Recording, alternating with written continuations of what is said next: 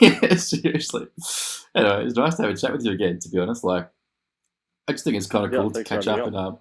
and talk some more fast bowling. Like I really have no structure to this kind of thing at all. I just think it's really cool to kind of open up any kind of conversation. And like I think it's cool to have a chat with you because you are a bowler who bowls Yeah. 145. And you're also someone that's kind of been a bit curious about trying to work on your technique. So that's a cool conversation you can sort of like open up. But then I think as well, like the stuff that you did with, going from South Africa into the Netherlands, into the UK, like especially being a young guy too. Like, how old were you when you first left South Africa to come across? Like 22 or something? Um, yeah, 21, 22. I think, yeah, 2018. So I would have been 21 when I Yeah, went over there for like 3 months just to like test the waters and see if it was chilled or not and yeah. see the setup. And yeah, it was pretty sick. And then moved properly over in 2019 when I was 22. Yeah. What was it like living there when you came across? To be honest, I loved it. Like, Yeah, I moved in with Felipe Boissevain, our young leg spinner, yeah. and his family were like so cool to me, and like we got along very well. Like I mean, similar personalities, I should say. So yeah, I Mm, loved it. And then Netherlands, sort of like my second home kind of thing. I just embraced the whole culture and all that stuff, and it went yeah, very very well. Like I loved the place. Yeah, I was thinking I could yeah. definitely sort of stay there after my cricket career as well, if between the That's real UK, cool. Netherlands, and South Africa. But yeah, I absolutely loved it. What a place, as you know as well. Yeah, no, so nice. Did you stay in Amsterdam? No, I was in The Hague. In The Hague, yeah. In The Hague. Oh, that's nice. Yeah, yeah. I wasn't a big. I mean, I don't mind Amsterdam, but like, it's such a massive kind of impossible to tourists to kind of go through there. But Yeah, where I was staying in Utrecht, yeah, which was it's just very busy. so But yeah, nice. Utrecht is cool. Utrecht, nice little student Mm, city. That, seriously but cool. Yeah, yeah, The Hague is more like I found it more chilled out than yeah, Amsterdam, and a bit more busy than Rotterdam, or similar to Rotterdam, but like perfect mix for me. And they had a nice beach, and I love the mm, beach, so that worked out nicely. yeah. That's true. Actually, I went to the Proper beach near beach, The yeah. Hague. I didn't like it though. Oh, really? I guess Well, you're used to see, the Aussie Golden Coast and all that. but see, how bad is that? Like, it's so pretentious to say. Like, I think I am used to such a good beach that when you go over there, it's like Yeah, it was like from when you get to the beach to walk down to the ocean was like 100 or something meters, but yeah, it was just plain beach. But like, I mean, you come from South Africa, like the beaches down there are probably similar to how good they are in Australia as well. yeah, yeah. SA has unbelievable beaches like Cape Town, Clifton, Plemberg Yeah, Bay, Durban, all that. I think we really spoiled you and I, to be fair.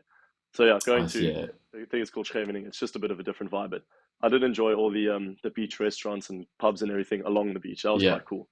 And then you could go have a yeah. beer and have some dinner and like look at the sunset. I enjoyed that. There's not too much of that in SA because you're not allowed to drink on the beach or whatever. But yeah, Right. pros and cons, I guess. But yeah, the beach is unbelievable. I can't wait to go to Australia actually because I want to check out the You will similarities between love the two.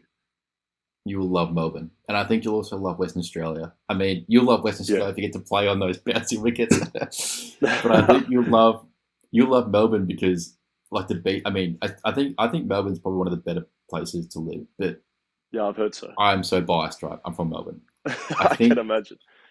but I've gone to Sydney, right? And I think Sydney's nice, but it's a shit place to try to get around in. It's massive. Like I Massive. reckon Melbourne's about the size of London. So I think Sydney's bigger than London. Yeah. But because London's mainly built upwards, and yeah, it goes out a little Yeah, bit. right. Yeah. But in Australia, It's we more build spread out. out. Yeah, So well, you got it enough takes you space for so it, don't you? long. So We seriously do. Like, there's way too much space. I read a stat. It was like, I think 90% of the Australian population lives on the coast. lucky. Yeah. What a Like, stat. seriously, right? Just crazy. Yeah. No, I can't wait But to yeah. get over there. Mm. Cricket. Cricket's good there. Yeah. Living's good there. Beach is good. Heard the girls are good. When, yeah, but yeah, no. Well, having said that, I'm dating a German, so I'm not a good model to say, the women. Fair But enough. Fair enough. so, because you were supposed to come over for I think was the T20 World Cup that was supposed to be during COVID that was cancelled, and The you were T20 World supposed to Cup. come over. Yeah, Yeah, that was supposed to be in 20. The 2021 was supposed to be in Australia. Yeah. mm, So that would have been amazing. But then COVID and everything, and then India got it, and then it ended up being in Dubai. So Dubai wasn't the yeah, worst place to have it, to be fair. I'm quite a no, big fan, but the only thing is we were in a bubble, so I couldn't really get to experience the whole the whole vibe of what a World Cup is. But Mm. still, yeah, great experience. And then I think this year's the T20 World Cup is in Australia again, so we need to qualify for that, and then I can come down and visit, which I'll be looking forward to. Qualify again. Yeah. Yeah, well, look, that's a spare bedroom, so you're more than welcome, but I think you probably have a decent setup with the Dutch boys. Yeah, that would be good. But that might But be yeah, I an, think that. Say again, sorry. but I was going to say that could be a cool thing to kind of touch into because I was curious, right? I'm pretty sure the Netherlands had like one of the longest periods without playing. Yeah, So I really like talking about the four pillars in the sense that like performance always comes down to four pillars. You know, the physical, the technical, the mental, and then say your tactical skills. I like to kind of position it like yeah, tactical skills in the middle, and the rest are kind of around. Because not everyone works on their physical or their technical or their mental, but like it all influences how well you can execute your skills yeah. in a tactical sense. But you guys went like almost a year and a half or something without actually playing any cricket. Like from a mental perspective, one, you've got the COVID side that would have been quite challenging. Two, like Mm. imagine not bowling in a match for a year and a half, and then having to come back in, get to the top of your mark, and then have to run in and execute. Like that would be something really interesting to kind of think through how you guys went through all that kind of stuff. Yeah, that was very tough because I think the gap was between our 2019 qualifier, which we ended up winning, and then the next game was against Ireland in that the what's a Super League series or whatever in 2021 Mm. last year. So yeah, pretty much almost a year break of not playing any international cricket, which yeah, to be honest, it's tough. Firstly, as a bowler, you get in a rhythm. So like Mm. after that qualifier, I feel like there was a really good rhythm, and then that sort of got broken from international Mm. cricket over that huge break. So that was tough. I mean, luckily I had county in between, but even still, the county was disrupted because of COVID as well. So we only started getting playing about July. So essentially, I had from 2019 Novemberish all the way until 2021 or 2020, sorry, July of absolutely no bowling. We couldn't even use the nets Wow. kind of stuff. So then you start thinking about in like I think that's the worst thing is that when you're not bowling, all you do is you tend to think of your bowling and how you can change it or how you can make it better without actually So having to bowl. good point. And that's when you start over analyzing your action. You start looking at videos and all these things. And you're like, oh, I'm doing that. Let me try tinker that. And then when you go to the nets for the first time, you just try put 10 different ideas all into one action kind of Mm. thing.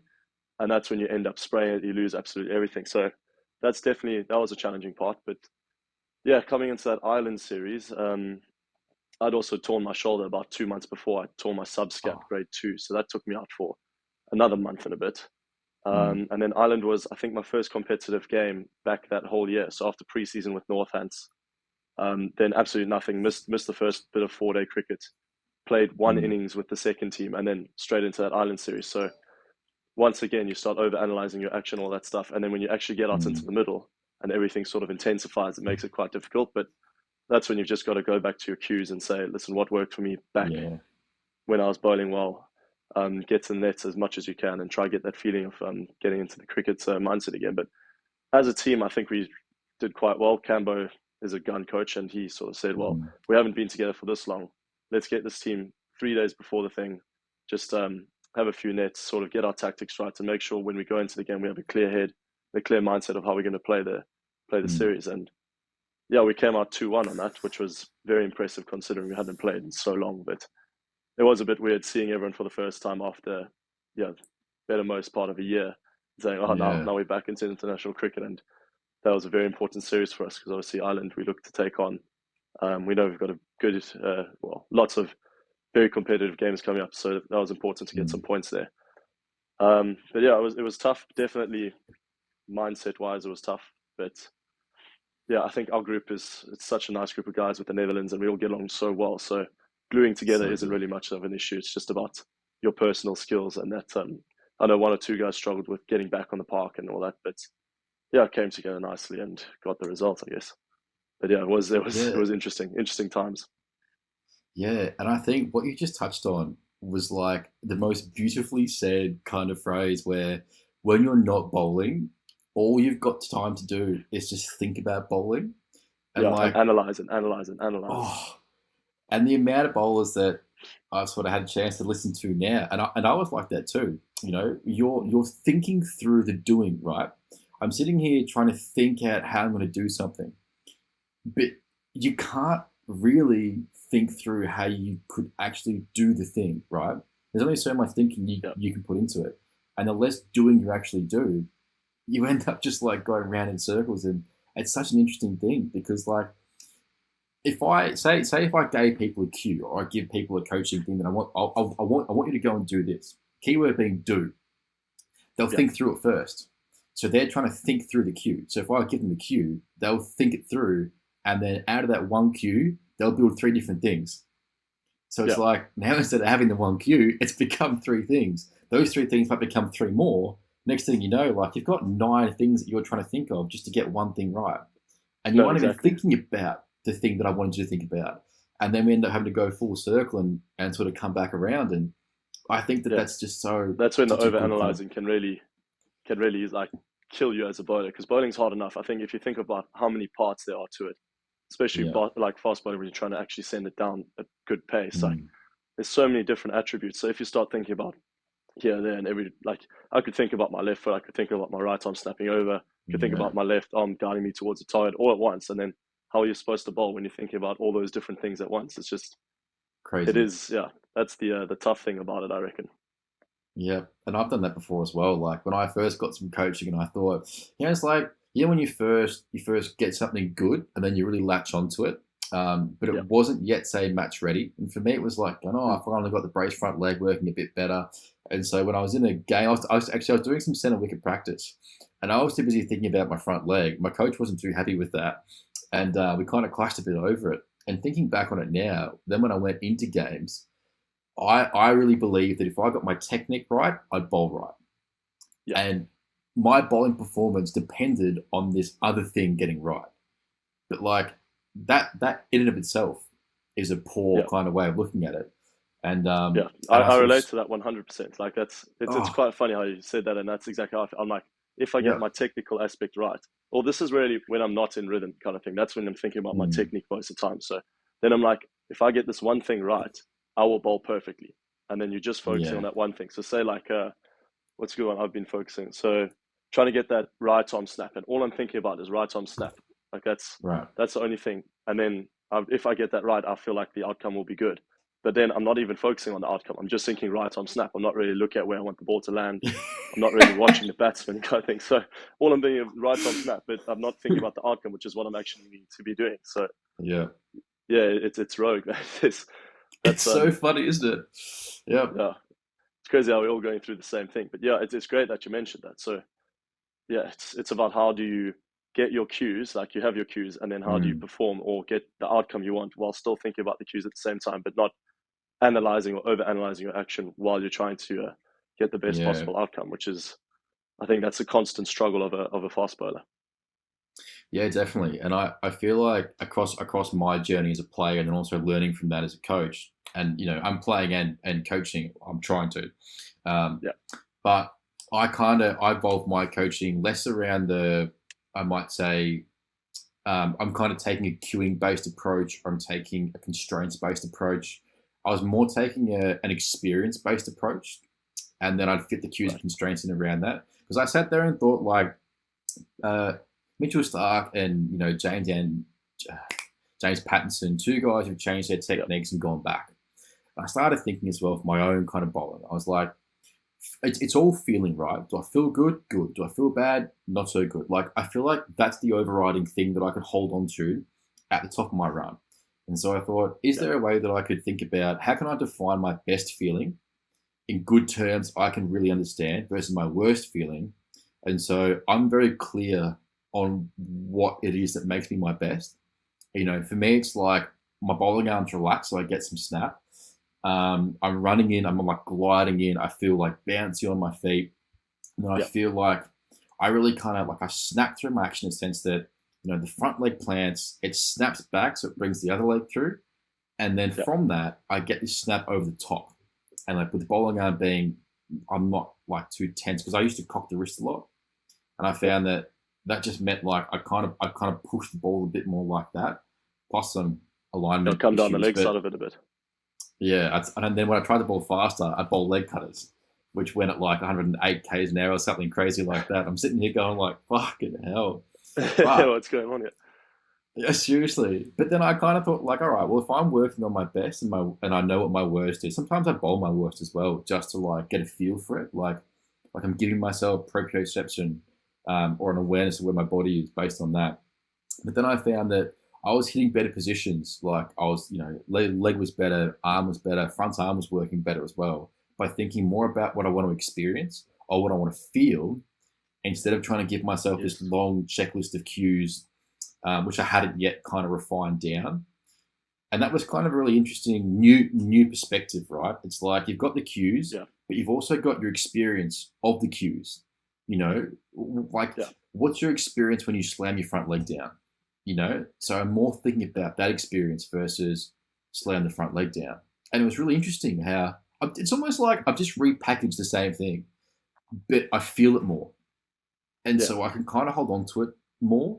And then when I'm bowling shit, instead of me trying to dissect what's going wrong, which I think is not a great way to do it, um, Yeah. I know what's missing from what's going right, and then I can kind of do that, and then kind of, all right, I'm working my way back to my best instead of trying to like what's going wrong, and then I'm overanalyzing and I come out with like, well, this, and you focus on this, and then that goes wrong. So you focus on that, and then that goes wrong, and then you And focus then on the that, and over then that analyzing goes wrong. starts and the starts and keeps going. Yeah. Yep.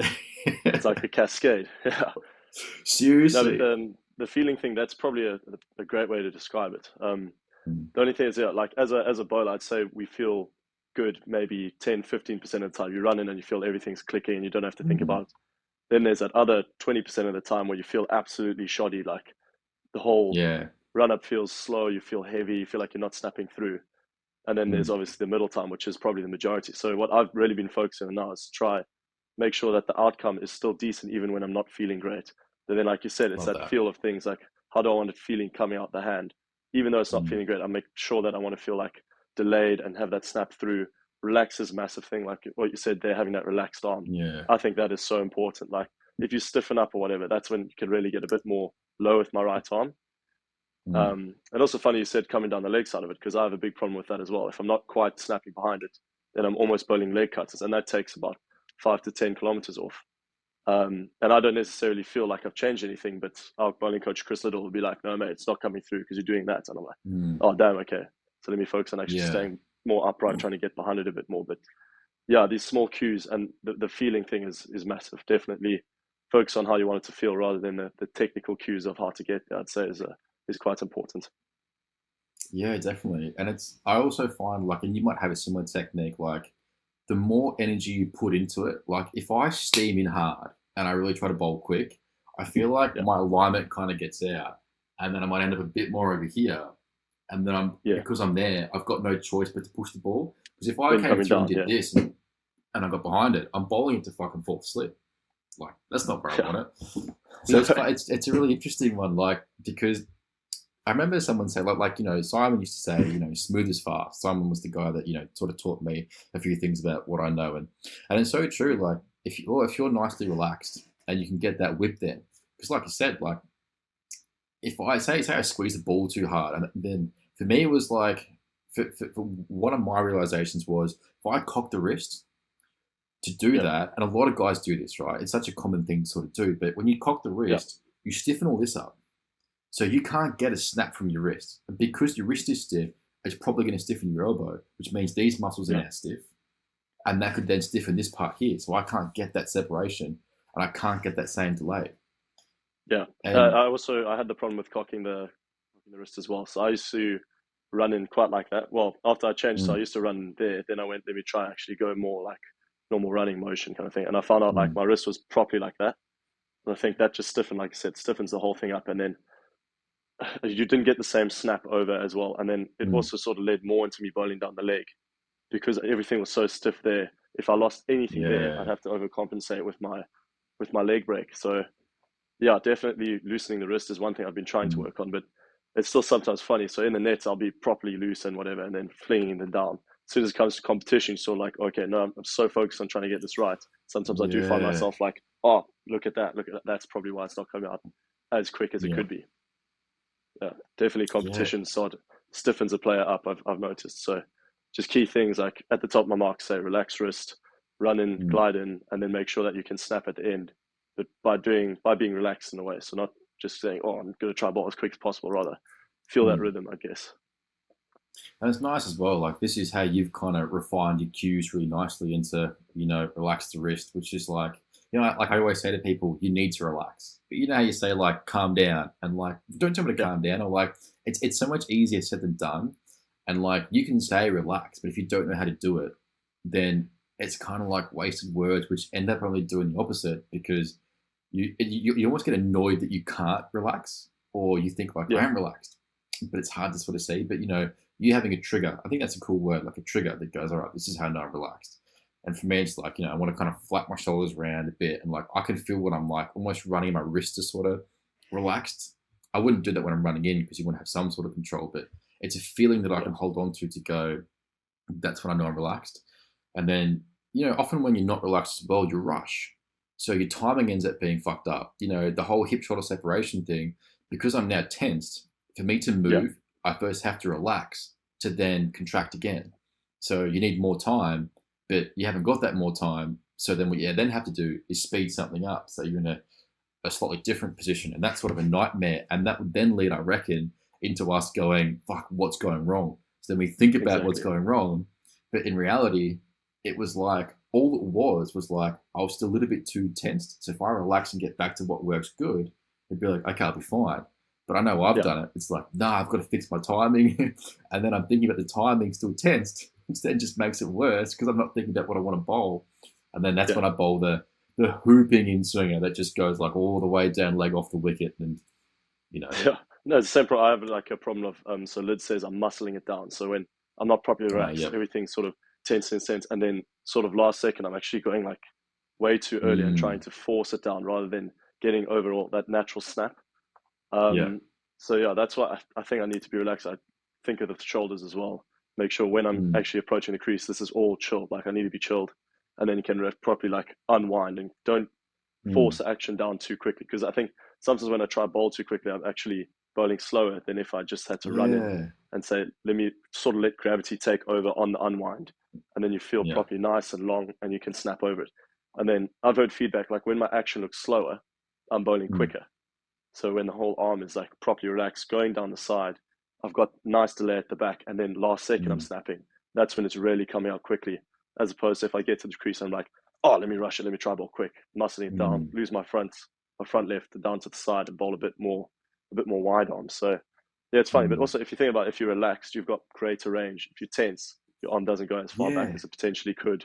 So That's it. it's like you almost need to say you need to relax to get the range, but then Yeah. you're also trying to bowl quick at the same time. So yeah, all these small little cues. I know it's different, varies person to person. Some people like having more of a hold over there. Some people like having Mm, that proper hold at the top.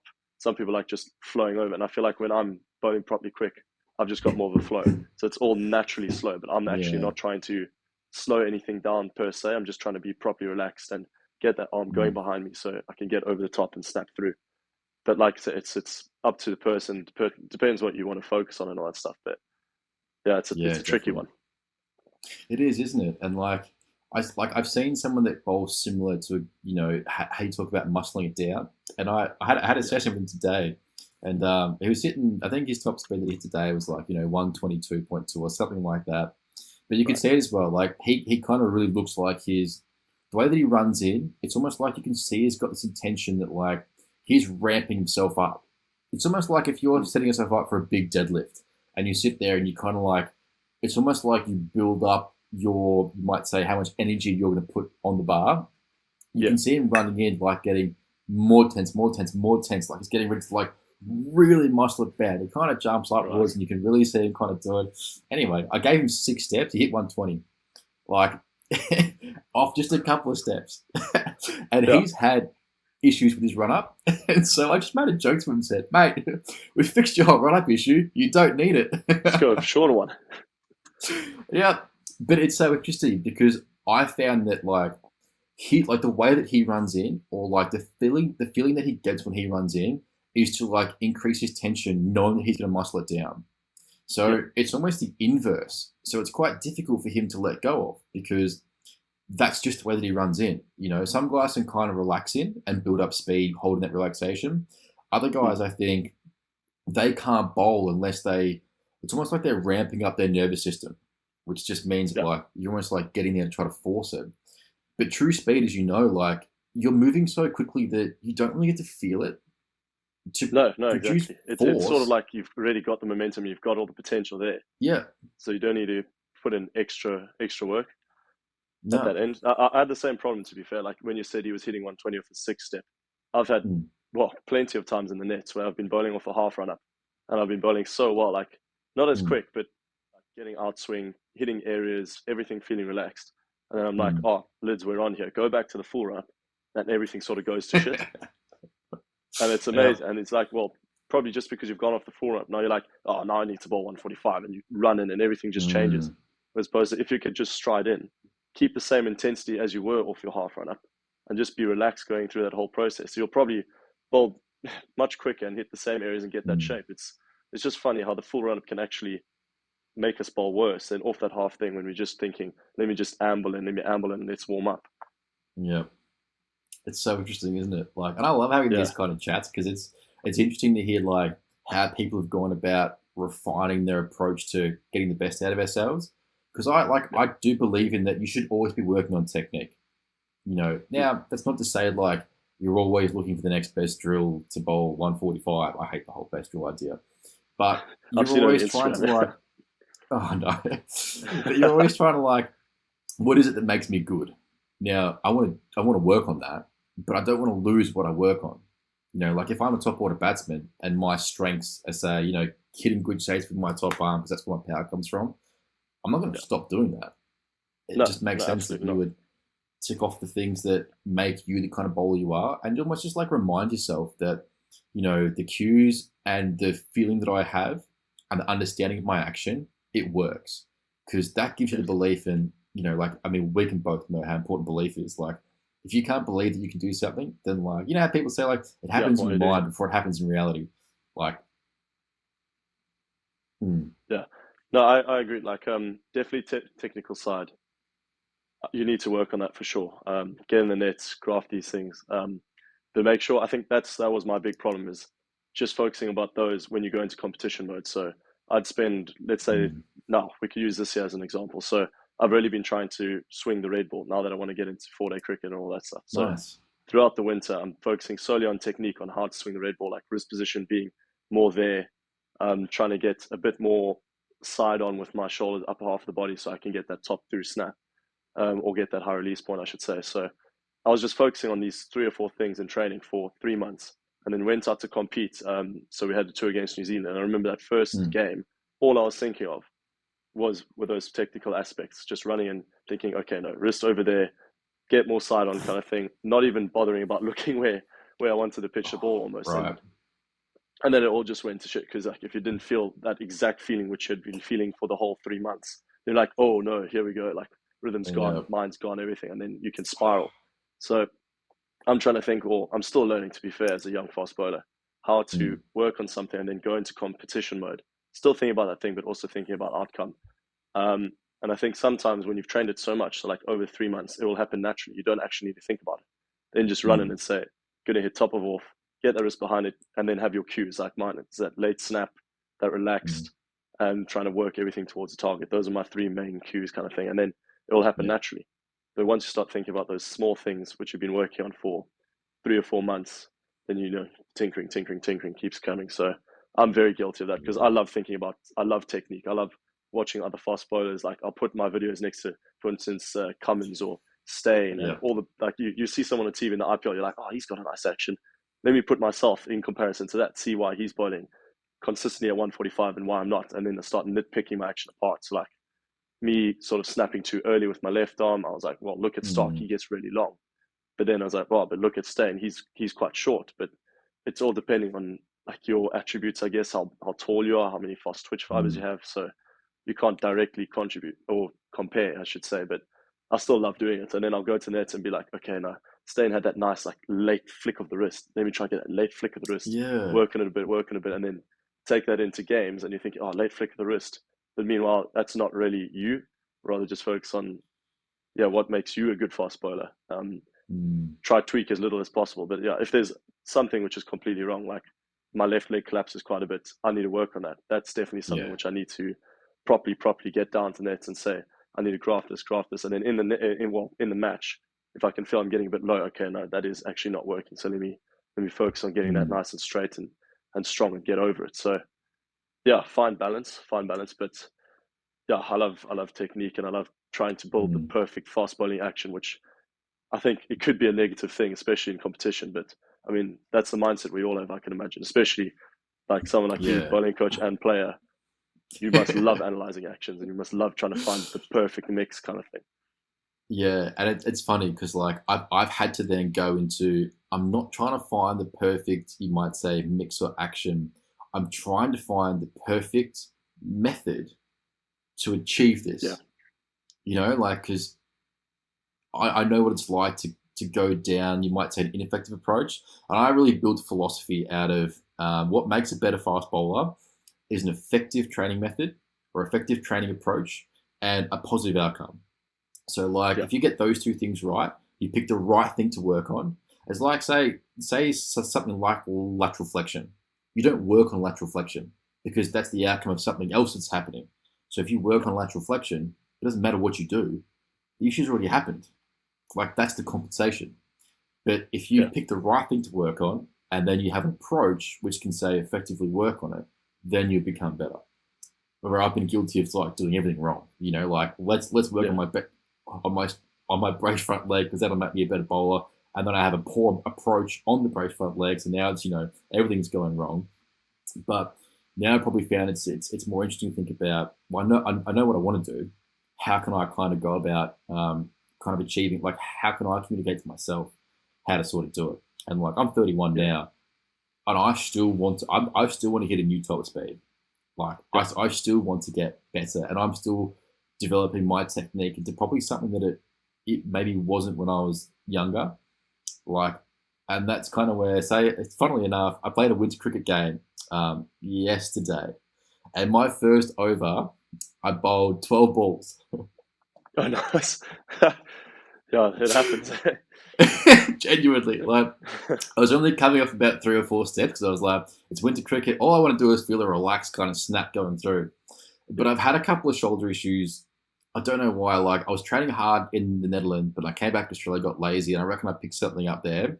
But more just like as I'm bringing the arm up and over, it's kind of pinching it a bit. So I reckon what I'm doing is coming a bit more round arm. oh, Now, yes, I have the same I problem. and I don't always get my base aligned where I want it. So a cue for me to get that is I'm pointing my toe towards fine leg. That sort of aligns me really well. Yeah, Now, I don't believe that's a cue that I can sort of hold on to in a game. Like, it's more like I have to feel that. I can't cue that so much. But if I know that I'm aligning myself over here and I'm bowling out there like that, I'm starting balls on, say, 6 stump. They're literally swinging off the wicket. Or like yeah, maybe 8 stump and swinging off the wicket. And then I sit back and go, what the fuck's going wrong? Like, what am I doing wrong? But with no momentum behind me, I'm coming off 4 steps. Like, my margin for error is just opening up. And so it was winter cricket with a two-piece. Like, they play with some weird yellow two-piece. I didn't realize this before I signed up, but I thought, look, it'll be fun to kind of link into the work I'm doing with maybe, because I thought, right, I'm doing my own coaching. Now, it'd be good to kind of have a bit of match style type thing to kind of link the two together. Knowing full well, if I bowl a 12 ball over, it does not matter. It's winter cricket. No one cares. And funnily enough, yeah, I bowled that 12 ball over, which went for 11. The next 4 overs I bowled went for 8. And I think I got a wicket too.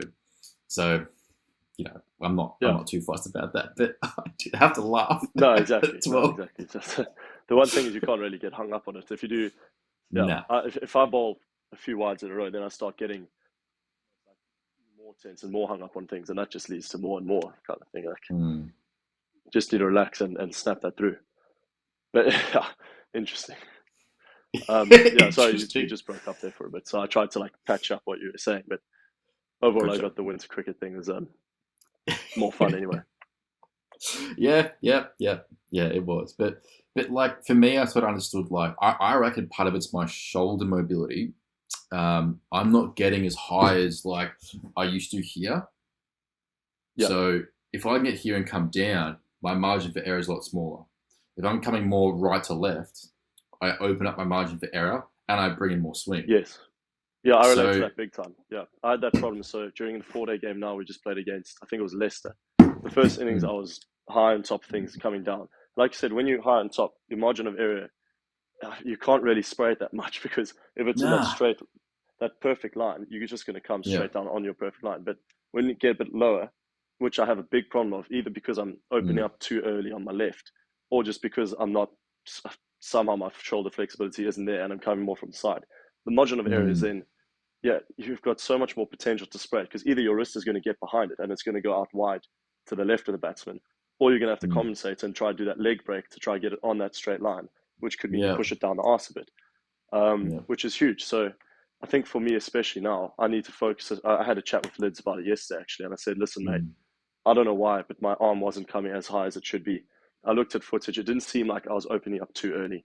But then I did notice that my right arm wasn't coming as far behind as maybe other mm, pro bowlers. So I did the classic look at other bowlers thing, and I saw all the pros. I looked at Shami, I think it was, and mm, Bolt and Stain, and they all seemed like on their unload, they came straight behind. So not way too far out to the right. It was more like mm, straight behind there, which actually let them come over and snap at the top. So I was like, oof, maybe my arm's coming a bit out to the right. Checked footage, and yeah, look at that. My arm was coming more out to the right. But then, mm, yeah, is that because of shoulder flexibility, or is that because I'm too front on, being a front on bowler? And it's like, how yeah, do I find my perfect mix on how to get that top? Maybe I should just focus on that. Maybe I should be running in and saying, let me actually just get that high. Because I'm sure if I just think about getting this as high as possible, surely other factors will take that into account, and then I'll just come out mm, and it should be fine. But there could be an underlying issue that I am unwinding too far to the side instead of actually unwinding to my back and then bringing that over. Or am I rushing? Am I muscling it down? But yeah, it seems to me that we have sort of similar issues. Maybe we just need to stretch out our shoulders a bit more. But I wish it was that simple. well, I mean, funnily enough, I have coached a few people that have had a similar issue. Like, one, because they open up too early, something comes in with there, but also like the Yeah, way that their shoulder blade articulates with their arm, as they're kind of coming over, the shoulder blade kind of dumps forward a bit. So because of that, I then can't get my arm as high.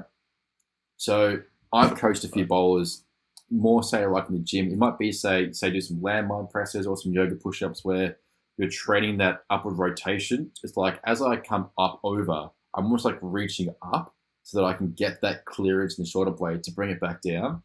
And Yeah, I found when I do that now though, just like here trying to do it, I kind of feel a bit of something in there. So I reckon in the that's back. where my body's hiding from that shoulder pain, and that's where something else is coming in. So I know what I have to Yeah, work on the gym. Like I don't think it'll take too long to kind of figure out. But it is interesting that that's another good, um, a good example for me to know that like your technique will always change based on those sort of three constraints. You know, one of the yeah, constraints won't change, which is the task, because you're not going to all of a sudden bowl with a 500-gram ball in a game. Um, yeah, but the exactly. ground will, and you're going to change as well. So if I Yeah, rock up after an off season 10 kilos heavier, you better believe my front leg is not going to want to brace. So, like, I do think that like that's where for me to kind of realize, like, all right, cool. If I know that I'm bowling with my right to left, maybe it's coming from somewhere in here. I can do some work on that. But yeah, I think we both have this similar issue in say opening up too early. But I yeah, reckon where we're different. You know what? I kind of want to share. I want to show some footage because like people are gonna like watch this and be like this. They're talking through quite a yeah. Let's bit. do it. It'd just be kind of fun to like go through and Yeah, well, while you're getting that up with the thing in the back of the shoulder, I also had that.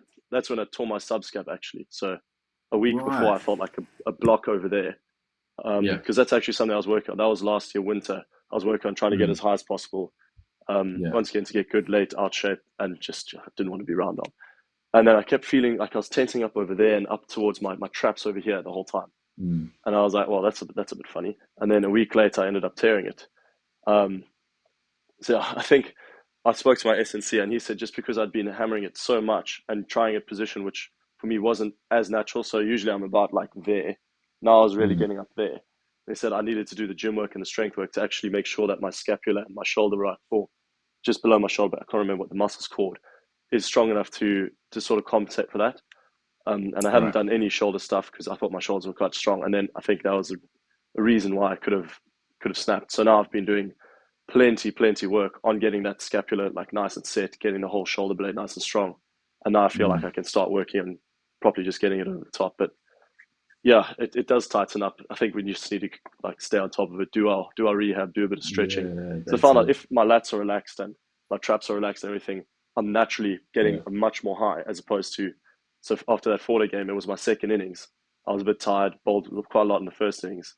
I could feel this was yeah. tighter, and naturally it was then a bit lower. So it could just be a case of do some stretches, just make sure that everything's loose. Obviously, if it's tight, it won't Mm. operate as well. Yeah, definitely. All right, let's have a look. Oh, which one will we look at first? I think this one's a nice one because you can sort of like see the shoulder. Like if I kind of pause, maybe like here, can you sort of Yeah, see the like that there, and maybe that gives people like a visual of what we've been talking about for the last got a little bit. This is also a really nice one too. Like look at just sort of steaming in. Well, this is a really nice ball. I mean that there, like what would be really interesting. I wonder what you look like there versus say some of the other like because this is back when you versed Ireland, right? This is a good 2 years ago. yeah, So maybe sort of like things have sort of like changed as you've sort of been doing some work, and I wonder if that might be something you could sort of.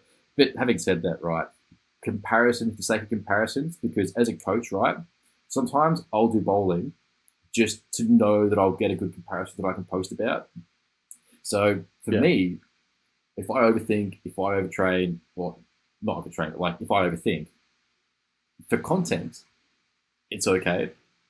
yeah. But if you overthink for say training, and then you go into a game and you kind of fuck, it's like, hang on, that's not exactly a. Which is why I think there's a context that should be sort of addressed where the way that I approach it versus the way that you approach it. Me going out to play winter cricket to perform is almost like, what am I even doing? It's winter cricket. Like, don't take it so Yeah. seriously. Yeah, but it is interesting. So like that ball there, you could see a Yeah, bit of that getting a bit more to the side, more yeah, over there. Firstly, I'm yeah, collapsing a bit on my front leg, but I think naturally I do. So I don't think I'm ever going to be able to be perfectly straight unless I really graft yeah. it, which maybe is something I need to do in the winter. But definitely during in season, I don't think I can focus on it too much. But it's that You have to lay for that. me, the main thing is I want to get my right arm higher so I could really slam down and over the top. So I think during the qualifiers, I had one game against PNG when I was bowling really quick, and I saw everything was like at the top and snapping through late. Whereas there you can see there's a slight angle. I think the ball is still fine, but ideally I want to get Right. that a bit higher and a bit more consistent to the top. This this is speed. I wanted to raise that further with you as well. It's like you can always tell speed based on this position here. Right? Like the side on one's better, but Sarah's a bloody Irish batsman the way, which kind of frustrated me. Goddamn Irish. But like he's in the way there, but like is it can you see it? Yeah, there. You can sort of see like flying through the air. Yeah, I love that kind of position because it's like you've got so much energy going through that your body's playing catch up so that you yeah, don't land on your face. Like yeah, Kahisa exactly. That don't Rabada, face plant. Yeah, yeah, he's got a very similar thing as well, and it's just so kind of cool to sort of look at from that perspective. But like, yeah. I just think this is such a and like I mean I can't see what you like in that kind of position there, I've but seen that follow through before, and I'm always like, I don't know how I stay on my feet there because I think yeah, I've got a lot of energy that last minute pulling through and snapping and all that stuff that yeah, I get like tangled. So I was looking at it the other day, and mm, my left leg sort of twists around my right leg, and then my right leg has to get out the way and end up like looking like a flying position. But yeah, fortunately, I've sort of trained myself not to trip over and fall on my face the whole time. just move quickly. But one of the other things I thought was interesting to kind of look at was like your alignment here is sort of interesting. Um, how you kind of get your base probably facing somewhat down the wicket, like because you probably crossed over just a little bit, but like you're kind of able to get the leg through. What's the right leg kind of? You get that internal rotation, so much internal rotation, and then you've got to externally rotate to get further back down the wicket. Like I just find that such a super interesting thing that your body somehow managed to kind of keep the energy going towards the target, even though like you Yeah, maybe I don't know, like maybe almost like your lower body rotates really well as well, and then you kind of have to push the ball a little bit or bring the bowling arm around a little bit to get that kind of going yeah. down there. yeah, that's something I'd probably look at trying fixing. But I don't know if you need yeah, to fix it. like Like, you said, that position, it's not, it's a bit more skewed to the left, and I feel like I should be a bit more straight on in that final. So that one still when I'm like there. Ideally, hmm, if I could be there, I think that would be much more strong. And it's about finding ways to get in that final position. So yeah, sorry, once hmm, again, like you broke up quite a bit there, but I think we're talking about, I think we're on the same page there. That yeah, there's a lot of rotation. It might be a bit too early, or just might be misdirected, kind of thing.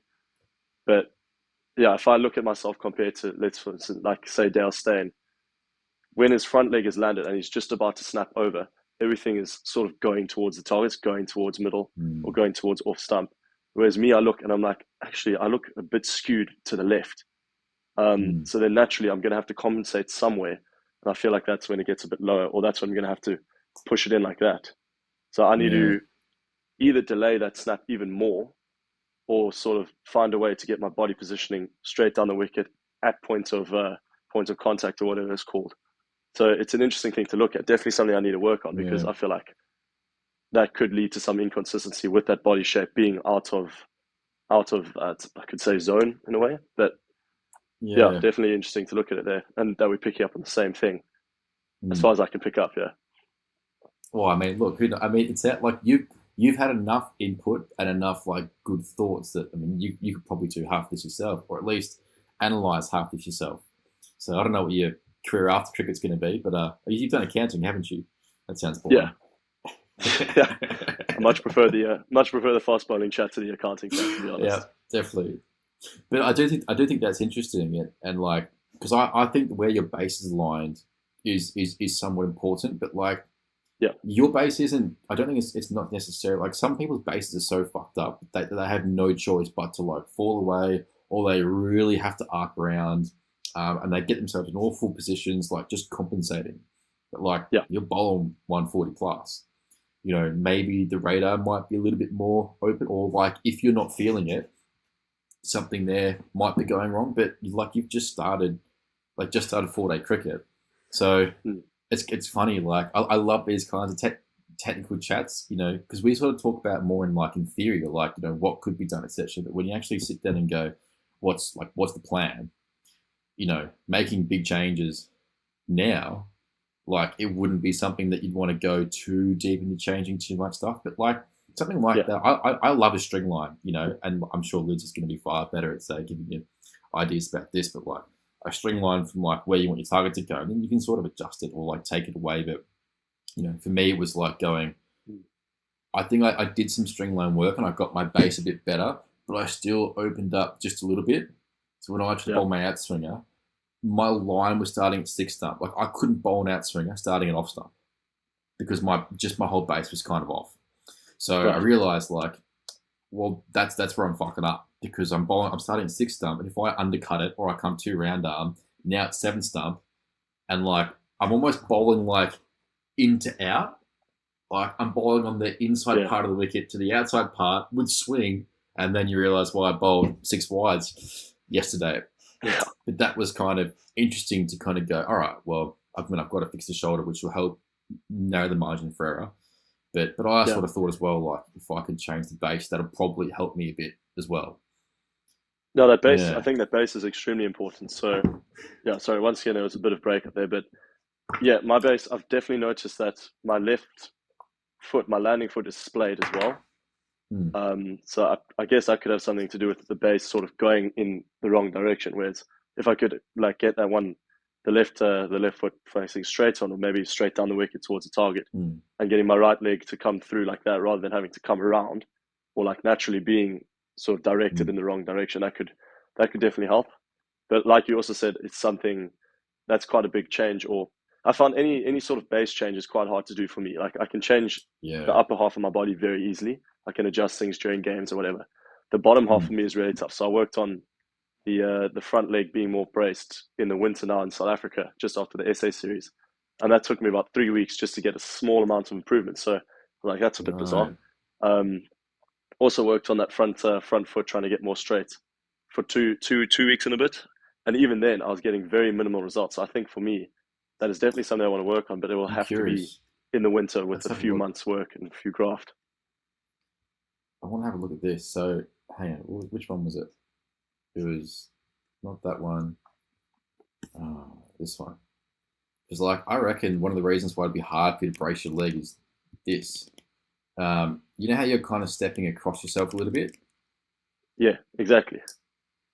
You like I don't think the leg can brace because you need the knee to go out a little bit, like out this way, touch there, so you can then bring this leg through straight. Yeah. Like if that knee doesn't kind of go out a bit, you can't bring that leg through straight and then get this kind of nice alignment.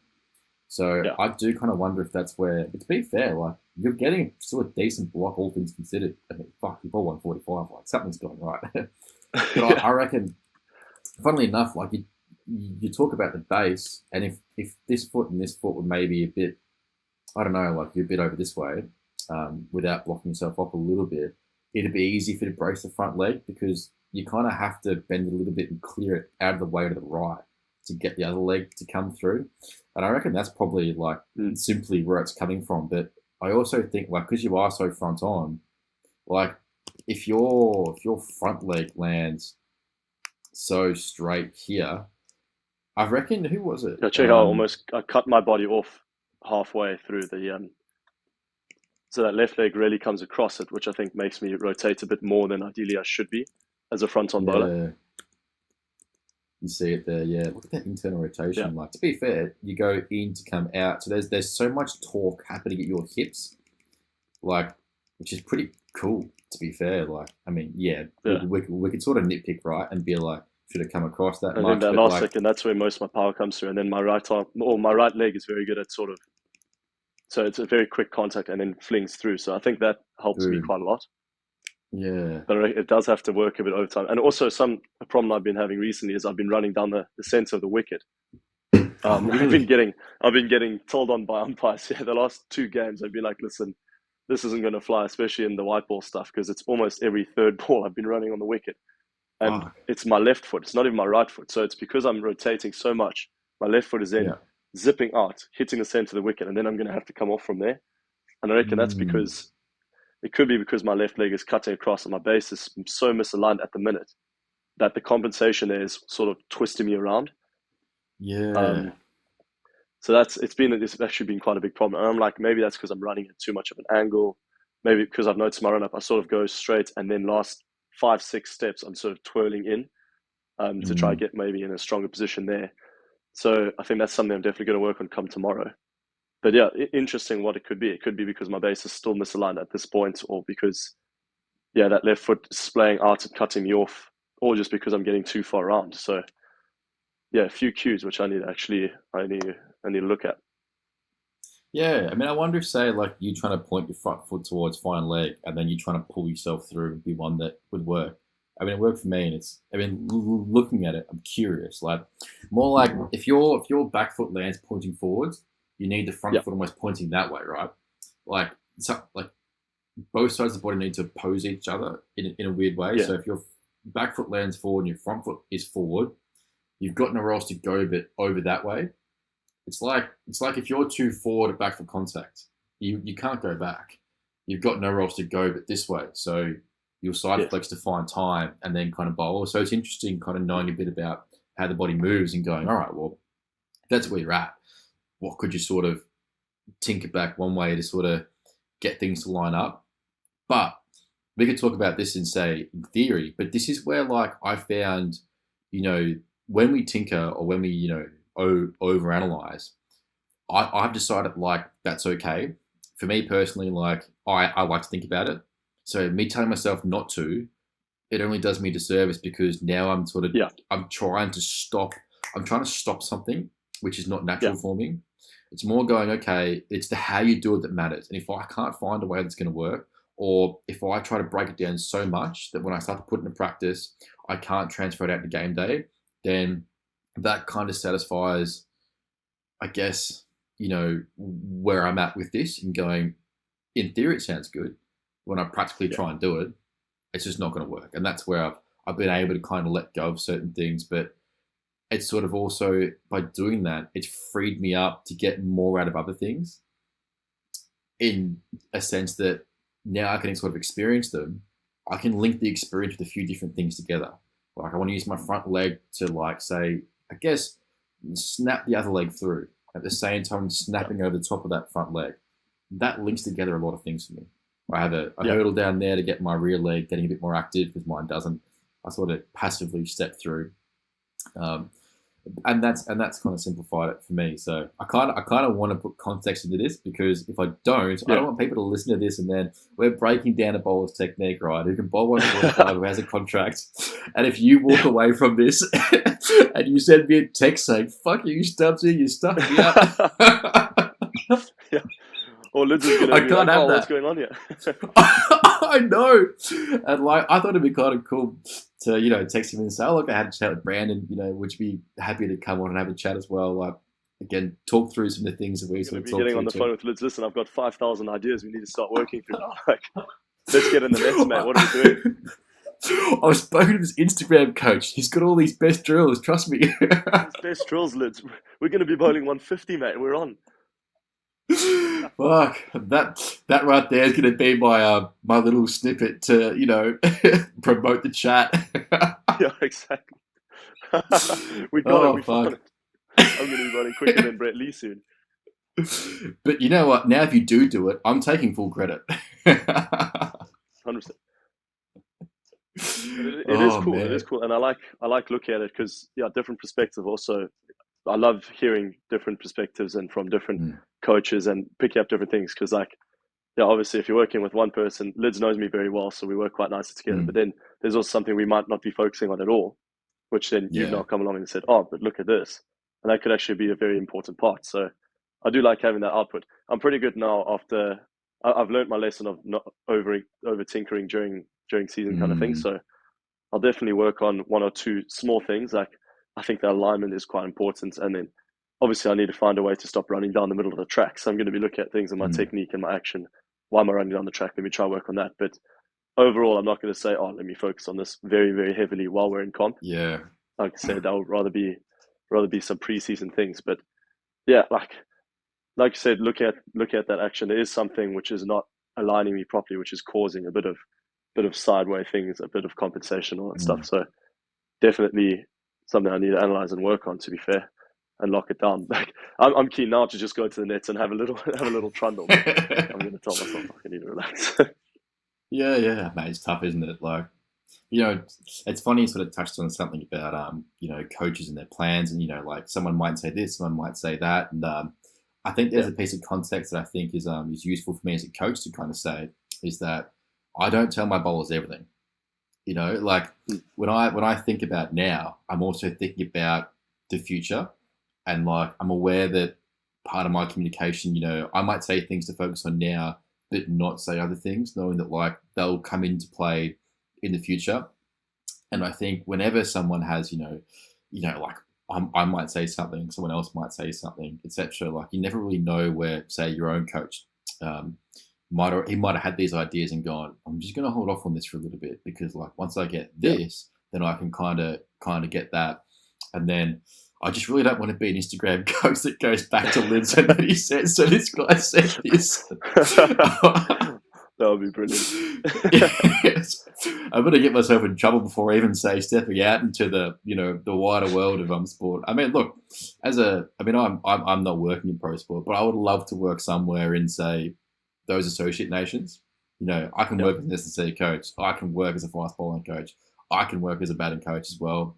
I tick a few boxes, so hopefully there's something there that's that maybe one day in the future would be appealing. But if I start to accidentally 100%. Undercut people's work, oh gosh, I'll be coming at you with an axe. No, seriously, yeah, I'll be blacklisted as like the Instagram coach. Yeah. Oh gosh, but it's definitely Sorry, Karen. But it is fun to kind of like break down these sorts of things, and I really enjoy the conversation around change. We can sort of understand technique pretty well. So okay, where do we go? Like, where do we address? How do we address it? And then as you're doing it, how do we adjust the cueing or your understanding of it or your experience, etc. And Matty Mason actually, when he was talking about his work with Cam Green, Right. He went down a very, very constraints based approach. So he set up the constraints, which meant that to overcome the constraints, or there's just a tunnel of say poles. I think he said there's like 30 poles, which is probably over constraining. But actually, I shouldn't say over constraining. There is no who's going to know if it's too much or too little. There is no textbook to guide this. But I thought exactly. he's not telling him how to do it, right? It's just you go and do it. You come back to me and define it. I'm not going to define it for you. You've got to figure it out. And so away he goes, away he goes, away he goes. And I kind of like the bowler kind of figuring out what it feels like, or coming back to you going, it doesn't feel right. Now, I might see some good things. So maybe I might comment and say, weird is good. Like if it's weird, it means you're doing something different. If it feels normal, it means you're not. So we haven't changed anything. But is it weird that we can work with? Or is it weird that's like, nah, this just ain't working? So we might go, okay, we might change. And look, there's another side of this where once you get frustrated, it is a terrible mental state for motor control.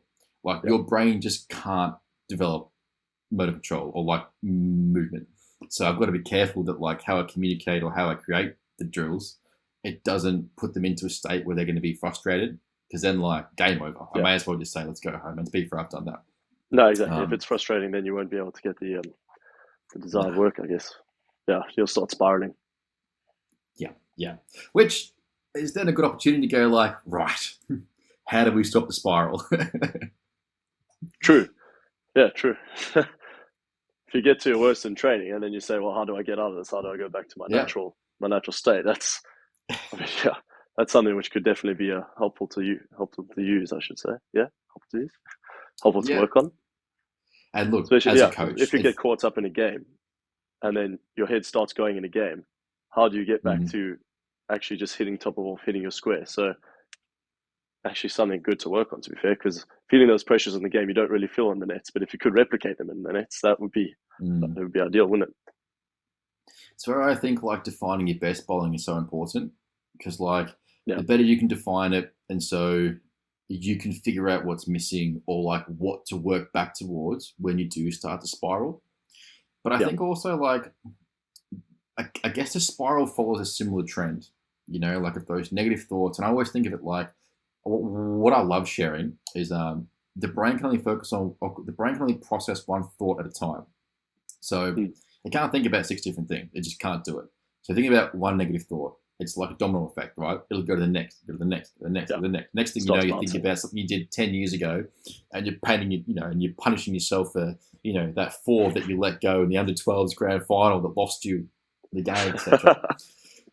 But it's all right, well, if I know that my brain can only focus on one thing at a time, why don't I give it something more constructive? Or why don't I give it something more logical? You can't think logically when you're like that. So if you take a breath, and you can always hack yourself, right? When you're stressed or you're in a spiral, things change. You get stiffer, you start breathing more through your mouth, it's more shallow breaths. So you can hack yourself and go, I'm going to take nice, relaxed breaths from my nose, allow myself to relax my shoulders, and then I ask myself a question what can I do? And you go, okay, well, what can I do right now? I can take a second. Cool. No, exactly. What can you do next? Yeah, the mental state of fast bowling is also it's huge. Like you said, when you start bouncing thoughts or whatever. I definitely had that now in New Zealand when I bowled a few wides on the bounce, and I was like, oh, could feel myself just thinking about, don't bowl wide, don't bowl wide. Naturally, when you're thinking don't bowl wide, you're thinking, what's going to happen is you're inevitably going to go bowl wide. So I had to then teach myself, especially for the next game, because we only had a day or 2 days between, and I was like, okay, so I had a bit of a spiral there. How did I get back onto just hitting top of off? How do I get back into actually doing my job essentially? So that was a big learning curve in that thinking, take time, go to the top of your run up, just say, you can acknowledge your thoughts. So say, yes, I'm having bad thoughts about bowling a wide. Let me acknowledge that and let me process it, and then just say, get rid of that. Now we're thinking top of off. Yeah. Just take a break, feel your shoulders, because I could actually feel I was leaning forward like that. I was like, oh no, everything is so stiff and tight. Let me just stay at the top of my mark. Yeah, exactly. I was like, oh, I didn't even know. So just go back to the top of my mark, fling the ball up once or twice, have a look at the field, just take time, change some things, just make sure that you've got something which can relax you and make you focus on how you're feeling at that current time. And say, I've got the thoughts of going to bowl wide. Let me get rid of that. Let me relax. I'm looking at top of off. Now I'm going to run in, make sure you're feeling relaxed, and look at that top of off stump and just whack it. And that for me, it helped a lot because then after that first game, I was like mentally like fried, I could say. But then I needed to find a way to come back quickly in that second game so I could go out and perform. And then didn't have the wide problem, which was for me it was a big learning curve and something which I think is going to benefit me now as a bowler because I was able to run in the second game and hit top of off and just it might not have been as quick as I usually bowled, but my rhythm was nowhere. And that's what I was saying. Like when you don't have rhythm, you still have a job to do. You still need to somehow find a way of performing when you're non-rhythm. You can't just say, "Oh, I have no rhythm as a fast bowler. Take me off. I can't bowl." You can't have that. Like actually acknowledge, okay, I'm feeling pretty shit here. But what cues can I use to just perform my job? And then as you get into your spell, naturally then you start getting in a rhythm and things start feeling better. And then if they do start feeling worse, which is a worst case, just go back to your top mark and say, how do I get back into that feeling? How do I get back into hitting top of off, doing my job, bowling that Yorker, slow ball? It might even be a case, Chris Liddle said it, like, if I'm coming off the ball, just run in and bowl a bouncer. Run in and bowl bounce as quick as you can, because then you'll feel right behind the ball. Right. You're like, okay, now I've got the feeling of that. That's how it's feeling today. Getting behind it, now I can just pitch it up and start hitting my straps a bit more. So, it is something, unfortunately, you need to go through as a fast bowler to sort of find out what works for you and how mentally you can combat those negative situations. It's shit when it happens, but ultimately, especially as a young fast bowler, you got a lot of time. Coming forward. So, at least now I've got those cues. But like I said, also processes are huge. Processes are important in training and games, all that stuff. What are your processes into delivering your best ball? It's always a learning thing. It's always like I'm nowhere near done learning, and I think even you're nowhere near done learning. Never. So that's the beautiful thing of fast bowling, I could say. There's always something you can learn. There's always something you can work on, and it's exciting. Like if things are going wrong, it's exciting that you are going to be able to get them right, and then how good is it going to feel when you do get it right? And like taking those poles and just feeling that snap. I think it's always an enjoyable experience. Yeah, definitely. And I think it's I mean, like you said, like you are always learning, and I really do believe that like the day you stop learning or the day that you think there's no more to learn, it's most like the day that like that's it for you. Like I think also when you are learning, like just that perspective, it means that any situation in life, you're looking to take a learning out of it. And I love the idea of trying to do the wrong thing because one, you give yourself permission to do the wrong thing in an environment which is then safe. So you aren't going to get accosted. You aren't going to, there's no stress or pressure that like you're going to get in trouble. So say you might do it with technique, fall away and try to like bowl a leg cutter. Or say, tactics wise, bowl a half volley, bowl the bouncer over the head, and you gain this new awareness. And you know how we talk about like, how does it feel when you bowl your best? Like we want to train that, right? But you can also train like what it feels like when you bowl your worst, and like you then open up this side of the whole spectrum in a way that you're going in there to learn, to understand it better, so that you can avoid it. You know? That's an interesting way to look at it. Yeah, for sure. Yeah. And say for a younger fast bowler that it's stressful for them to do what's wrong. Now I hate the whole right-wrong perspective. Like if it's morals or ethics, fair enough. But in life, I think action consequence, right? If I bowl a half volley, I get hit for 6. Action half volley, consequence 6. Well, I don't have to react emotionally to that. It was a half volley. Like it may have been bang on off stump. So let's just bring the length back. Perfect, easy. But like if you think half volley wrong, 6 bad, now I'm feeling shit about myself. I've then got pressure on myself to do good. Like you create this whole perspective where like you've got pressure on yourself to do good. If you do bad, you're going to punish yourself. It's like you can't win. So exactly. Action consequence is it kind of really helped me as well. But, you know, sometimes I find, and I have found that action consequence, you can almost take the emotions out of it completely. And I find that for myself. But then kind of means like, I'm a fast bowler. Like, I've got to fire up. So like, you kind of got to invest your emotions, you know, like I control my anger, you know, but it's like, it's calm, relaxed anger. And you can sort of, I don't want it to then create tension in my body. I don't want it to then lose where I want to bowl the ball. Like if I'm bowling angry, well, I can't tell myself where angry is on the wicket. Or if I bowl frustrated, I can't tell you where frustrated is on the wicket. So it could go anywhere. And that's essentially where I allowed myself to bowl.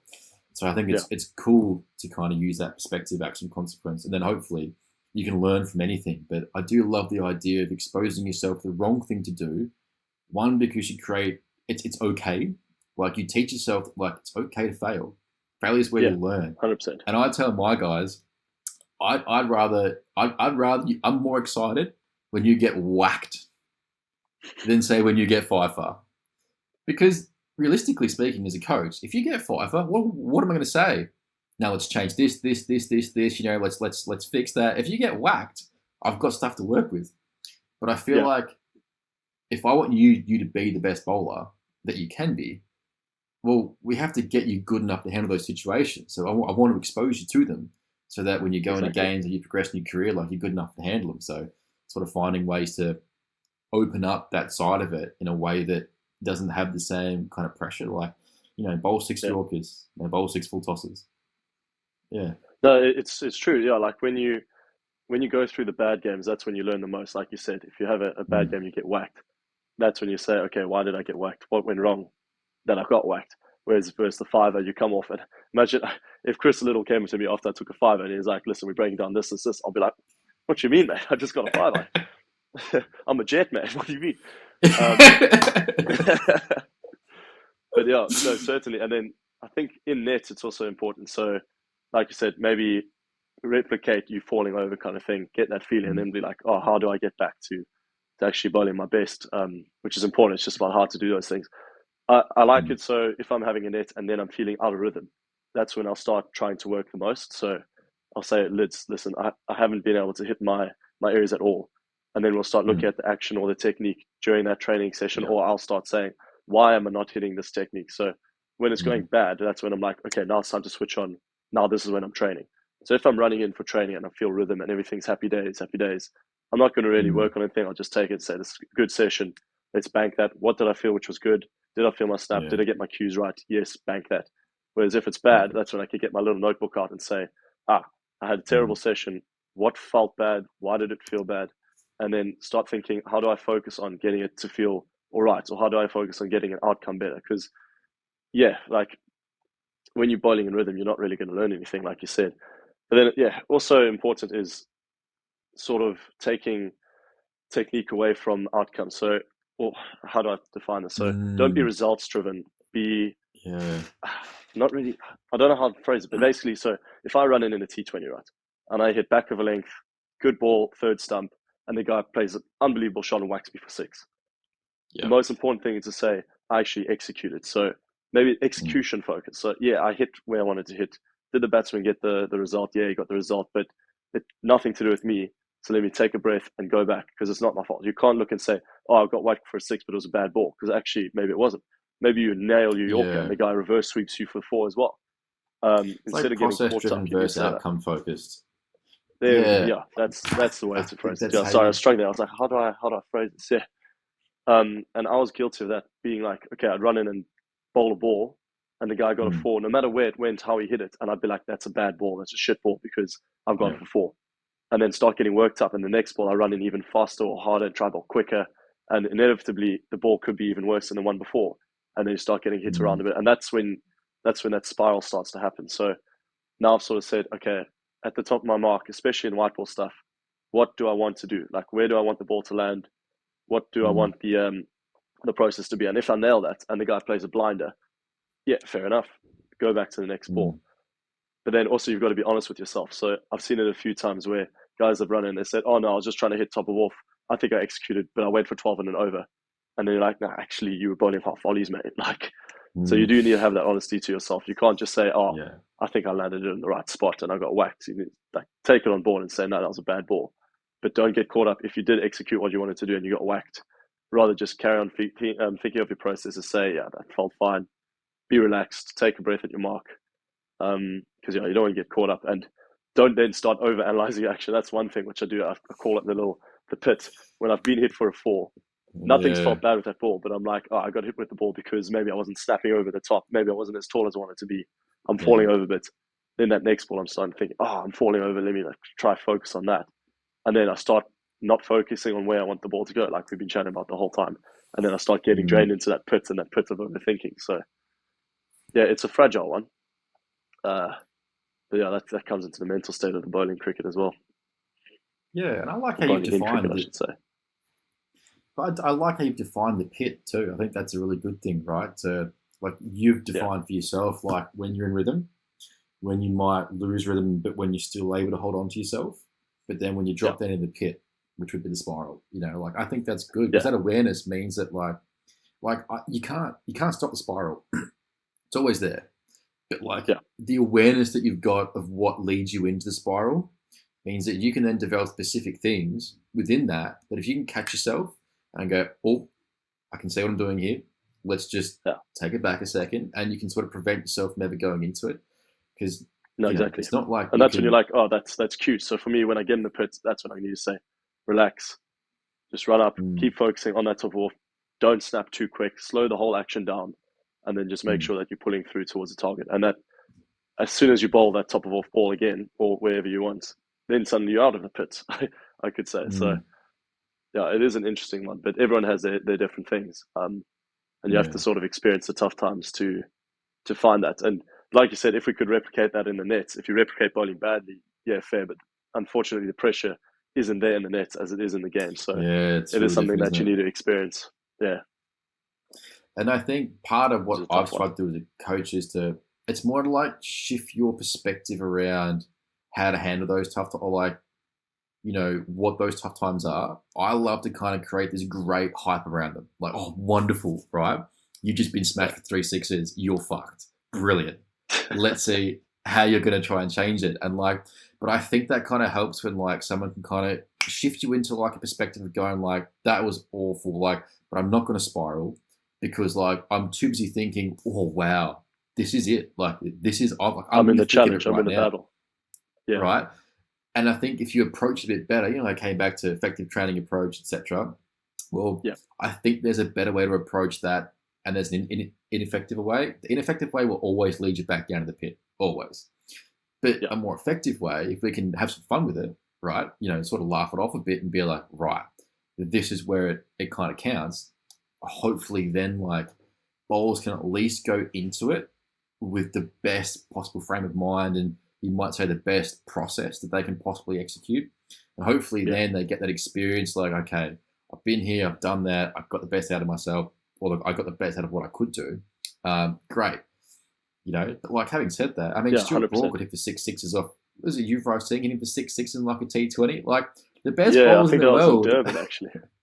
There you go.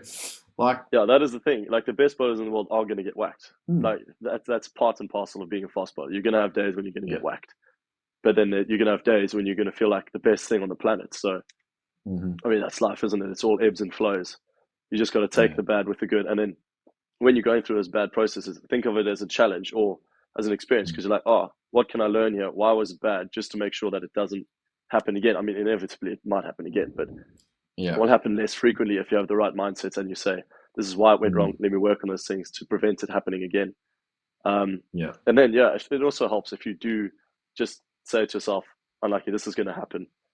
I mean, Mm. you've still got to enjoy it. We're playing a sport which we love. So if it does go wrong, you Mm-hmm. still got to say, it is just a game. This does Yeah. happen.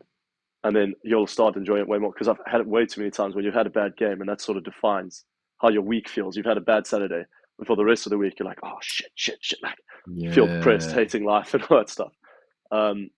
We need to stop that from happening because, like I said, it's just a game. It doesn't define you as a person. Yeah, you can No. think about it and think about why did it go wrong, but as soon as you walk off that pitch, yeah, you have a moment or have a few hours, Mm. but ultimately just say it's a game, got whacked. Let me fix it. Let me work on it, but don't get hung up on it. And I feel like that's when better performances come because you're more relaxed the whole time. You're like, I could get whacked here, Yeah. but I'm more relaxed, and then I'm going to run in and just focus on the positives rather than the negatives. And ideally, I think that leads to more consistent performance. Well, especially with me, it has like just being more chilled out Yeah. about the general side of cricket and saying, yeah, I've always got next ball or I've got next game. I'm just going to I'm Mm. looking forward to it. I'm looking forward to running and trying to bowl quick. Even if it doesn't go right, you're still doing something which I find fun. Like I love just running and bowling. Mm. And I think that really helps.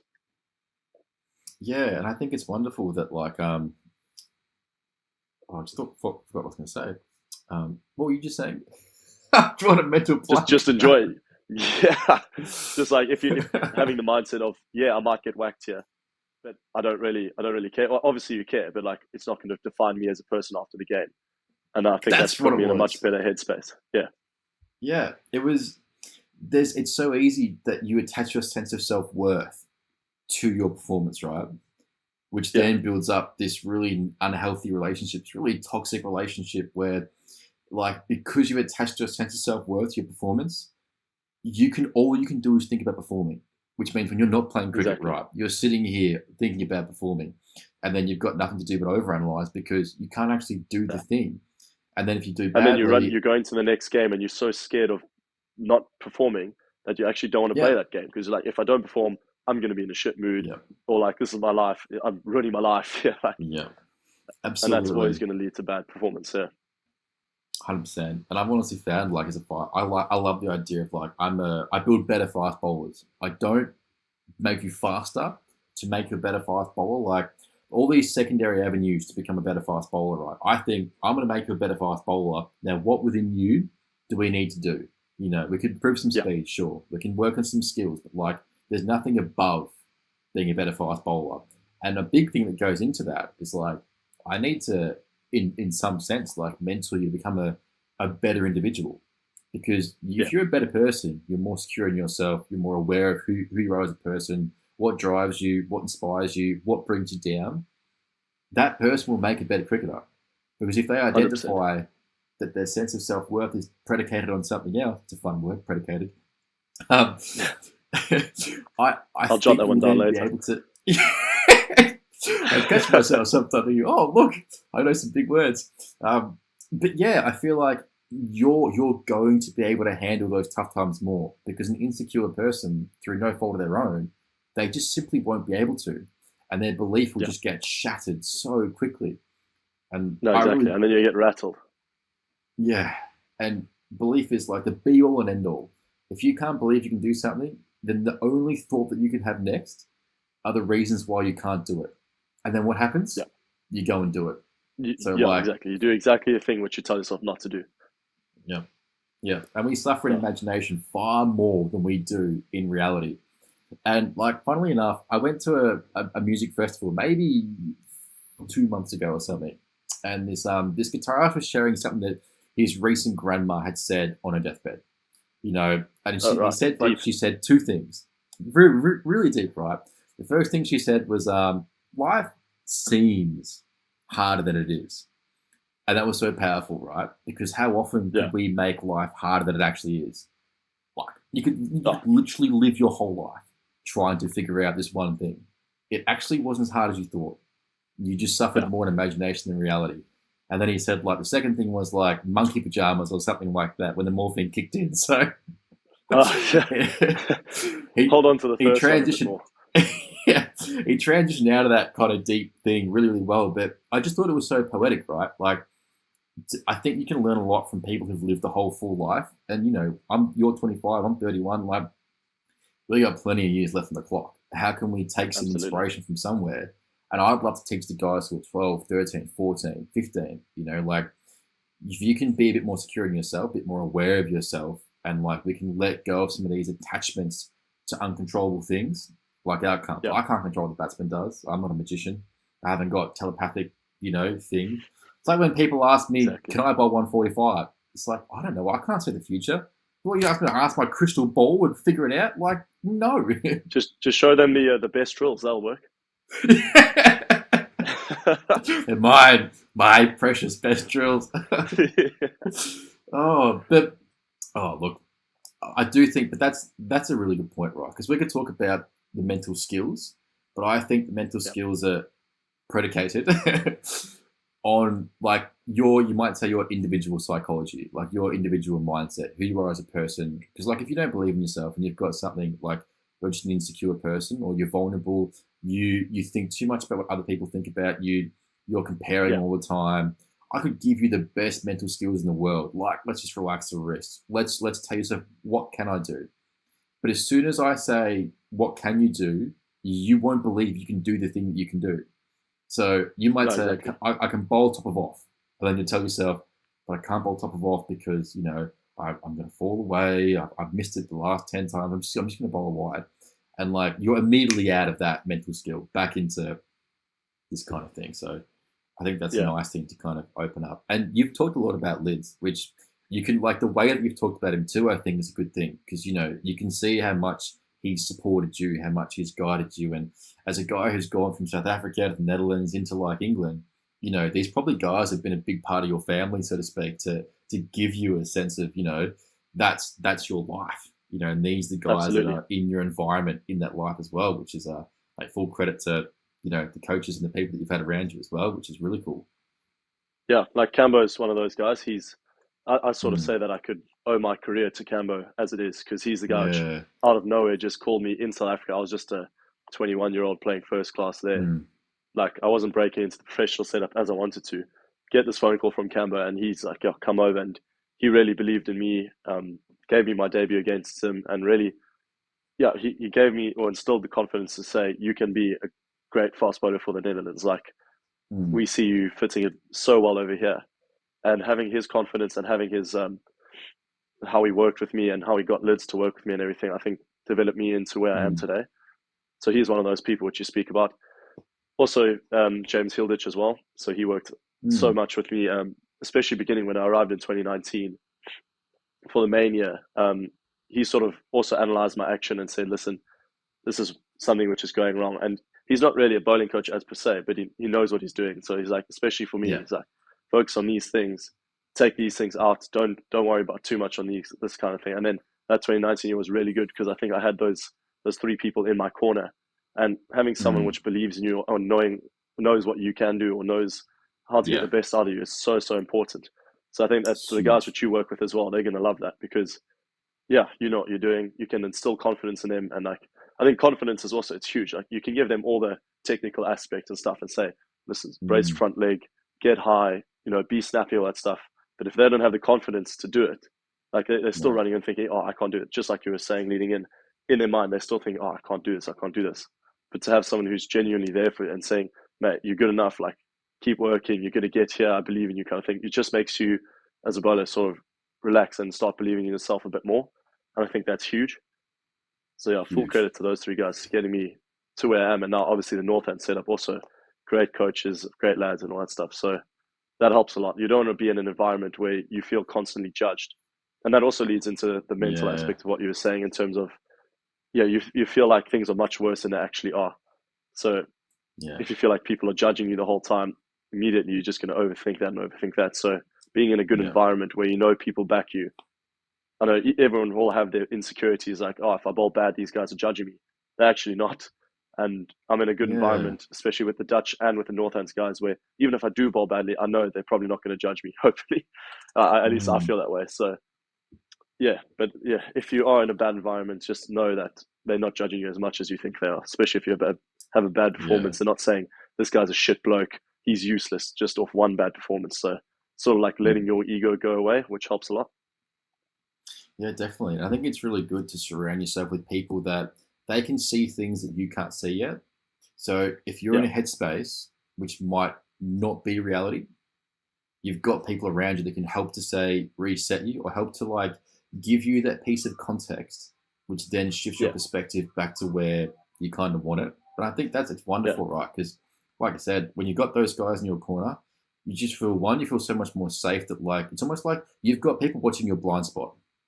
So Yeah. you know that there's someone making sure that like if they say things going well, you don't need to worry. Even if you feel like you're worried about something, they can sort of calm you back down and go, nope, I had a look, all was okay. And I Yeah, think that's so 100%. powerful too. Yeah. And Yeah. that's when the analysis of it comes as well. So there was a stage when I was running and I didn't feel like anything was wrong. But then having Mm. someone which is like Lids does that, he looks at the footage and he'll give me a call and say, listen, you're getting too low. And then, Mm. so that's more technical. But I mean, it is important having someone there for you because I could feel like I'm running and bowling fine. And then he's like, no, you're lacking about 5Ks or 10Ks off your normal pace because you're going there or because you're going there. So having people which Right. actually genuinely care and genuinely analyze, I think it makes a world of difference. And that's Huge. getting more on the technical side, I think. Yeah. But I love the technical side, I think, I must be honest, but I need to get It's rid of good. that. Like, and to be fair, but see, but like, I think it's all about how you approach it. Now, I Yeah. found that the issue with people who love the technical side is they want to find a technical answer for everything. So, Yeah. like, what I reckon sometimes happens is that when something isn't feeling right, the first thing people do that are on that technical side is they try to figure out what is in their technique that's doing it. But I've honestly found 9 times out of 10, or maybe 8 times out of 10, it's because they're just tensed, right? So it's more mental, which creates a physical response to the body. That physical Yeah. change in the body then changes technique, right? Because you're tensed, your timing's off. Easy done. Yeah. So you sort of focus on the relaxation, and then you can kind of go through it again. You find it again. The other time is probably, maybe it's a bit of fatigue or something like that. But then sometimes the technique kind of does come into it. So For I sure. do think, like, as long as you address it in order and you've got that overall context, when you approach the technique, then you can be a lot safer in knowing that when I go down the rabbit hole, I'm going down it with my eyes open. So I won't get caught down a tinkering kind of trap.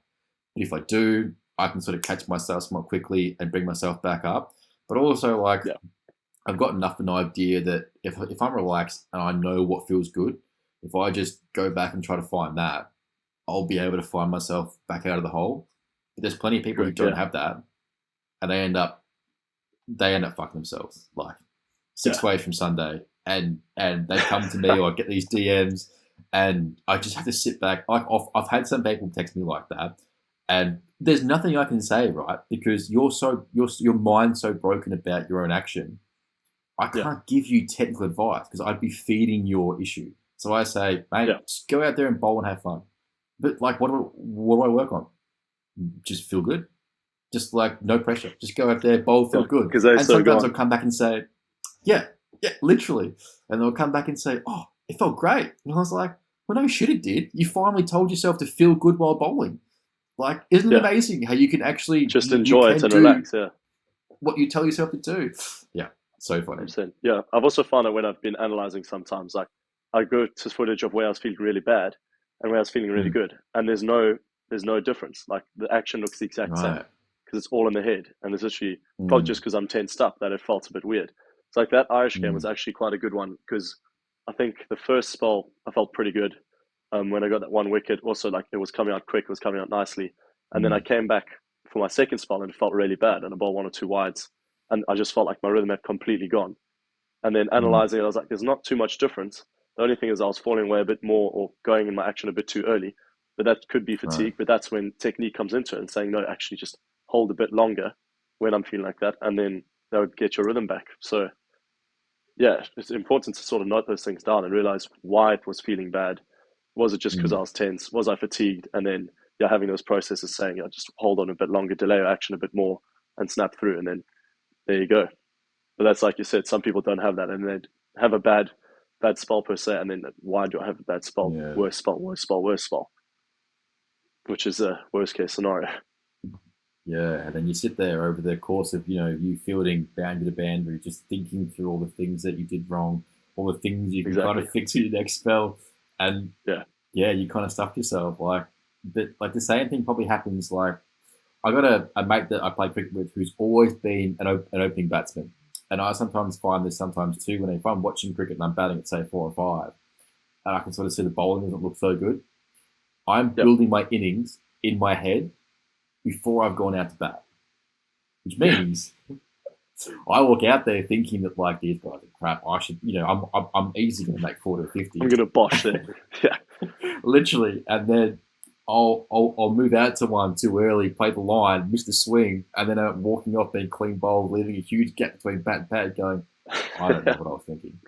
Like, and Yeah. it's just 100%. I can't even explain it. I've just literally sat there watching it, being like, and I've already built up my innings. And you can do that Yeah. when you're bowling, where you've done shit. So now you're building up your next bowling innings where it's all going to go wrong, and then it does. Exactly. Yeah, that's Yeah. when you think about things, they inevitably happen. So yeah, that's a problem. Like especially with me now, I found that if I focus, like don't push it down the leg, Mm. don't push it down the leg. What's going to happen? I'm pushing it down the leg. Rather, if I say Yeah. just focus on my processes, think top of off, how am I going to do it? Feel relaxed. inevitably it happens, and just enjoy, run in and try. I find sometimes when I Yeah, just run in and I try bowl fast, like if I'm out of rhythm, just run in, try bowl fast, but don't muscle it down. And suddenly, oh, yeah, there's a rhythm. You have that one ball, and you're like, I'm on. Here we go.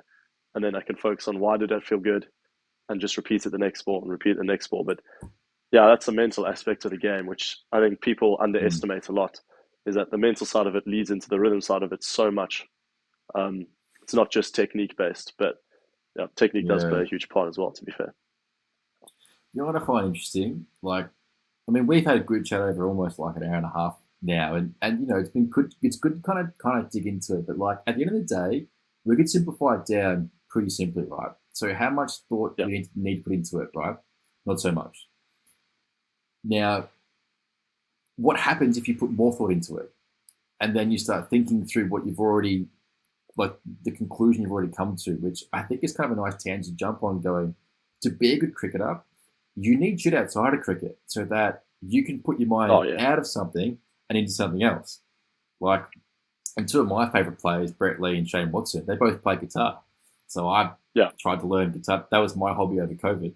I haven't yet bowled 145 or made, a few tons for Australia, but I think that that's such an important thing to kind of talk about because people who want to get good at Yeah. cricket don't realise that to get good at cricket, you have to not attach your sense of self worth to getting good at cricket. Which means if you don't get Yeah. good, you aren't going to punish yourself. But you might think, but then how am I supposed to get good? Well, now that you aren't punishing yourself, you actually give yourself the best chance to get good. But then the other thing is like, you can't play cricket all day, every day. You need some time outside of it. And if you can't fill your mind with something else, you will only end up back in the pit. There's just no way Exactly, back because to it. that's the only thing you're focusing on. That's why I say Yeah. life outside of cricket is just as important as the cricket itself, if not more Mm. important. Like, get Yeah. something which distracts you away from cricket, because like otherwise you start spiraling just thinking about cricket the whole time. So whether that be music, like you said, guitar. I also used to play guitar. Yeah. Whether it's studies, whether it's just going to see mates, just remove Mm. yourself from the situation, especially when things are going bad. Don't keep going back to it. Don't keep going, okay, every single day go to the nets, Yeah. because firstly, you might Yeah. injure yourself if you over bowl. I mean, that's huge. Mm. If you bowl every single day and you try and muscle it down, you're going to inevitably break. But Oh have yeah. something which distracts you, take it away. Go play golf if you play golf. Go play guitar, listen to music, Yeah. do a DJ set. I know that's Max's thing. He's a DJ, so that distracts him from cricket. Um, Perfect. Go see mates. Yeah, just have something which can get your mind off it. Even small hobbies. Just make sure that Mm. cricket isn't the be all and end all. Because if it is, and something starts going wrong, then you're like, my whole world is collapsing because cricket is my whole world, Mm. which is bad. So it could be Yep. anything. Just make sure that you've got other things to go to. Um, but yeah, like you said, if it's just focused on one thing, and you keep going back and keep going back, it's just going to get worse and worse. Especially if you're so Mm. out of form and you keep bowling with that out of form, you're just going to feel the out of form bowling, if you know what I mean. Whereas I've Yep. had it when I've had a seriously bad game and I haven't bowled a ball for 5 days, come back on a Friday, and then suddenly I'm snapping through like I never have before, and I'm like, what on earth? I didn't do anything for 5 days. Right. And Yep. yeah, you've taken yourself out of the situation and you just feel so much more better. And that's probably because you're not Mm. over analyzing. You're not bowling with those bad habits. So whatever it may be, Yep. if your front leg was collapsing on the day because maybe your front leg was tired or you've been to the gym a bit too much and you have a shit day, and then you go back to the nets and exactly what the day straight after, you're still going to be fatigued. You're still going to fatigue yourself Yeah. mentally, physically. Whereas if you just say 5 days off, come back, everything's fresh, and suddenly your body's feeling brand new. And it's funny how that works. Mate, and it is so funny, right? Because if you have a bad day, right, the approach to that is like something was wrong. But Yeah. a bad day can just be a bad day. And It like could just be all like your you body isn't need, firing. Yeah. yeah, all you need is just, a bit of time, just time. Like just a bit of time away from it, come back fresh, and then Yeah. you're straight back into it. And Yeah. that sort of comes back into those poor approaches. Like if a bad day always has to be overanalyzed, and then like you've got to figure out why, like, and then you might find reasons. Like I firmly believe, like you will find what you go looking for. People talk about 100%. manifesting stuff, and I am an Instagram influencer, but I don't like the whole, you need to manifest your happiness and this and that, fluffy kind of stuff. But I do believe, like, Yeah. again, if you put into your mind, I want to find something, you then ask the questions, where is it? Just like if Exactly. you put into your mind, I can't do something, you then find the reasons why. So if you have a bad 100%. day and then you go, you have to figure out why. Well, you may end up coming up with 16 different things, which has absolutely no impact. And all you needed was just 100%. to take some time. I'm sure you found it too. Like a bit of time, you come back fresh and be like, "Fuck, I feel good. Like that was good." Yeah, and you're bowling like the wind, and you're like, why? Yep.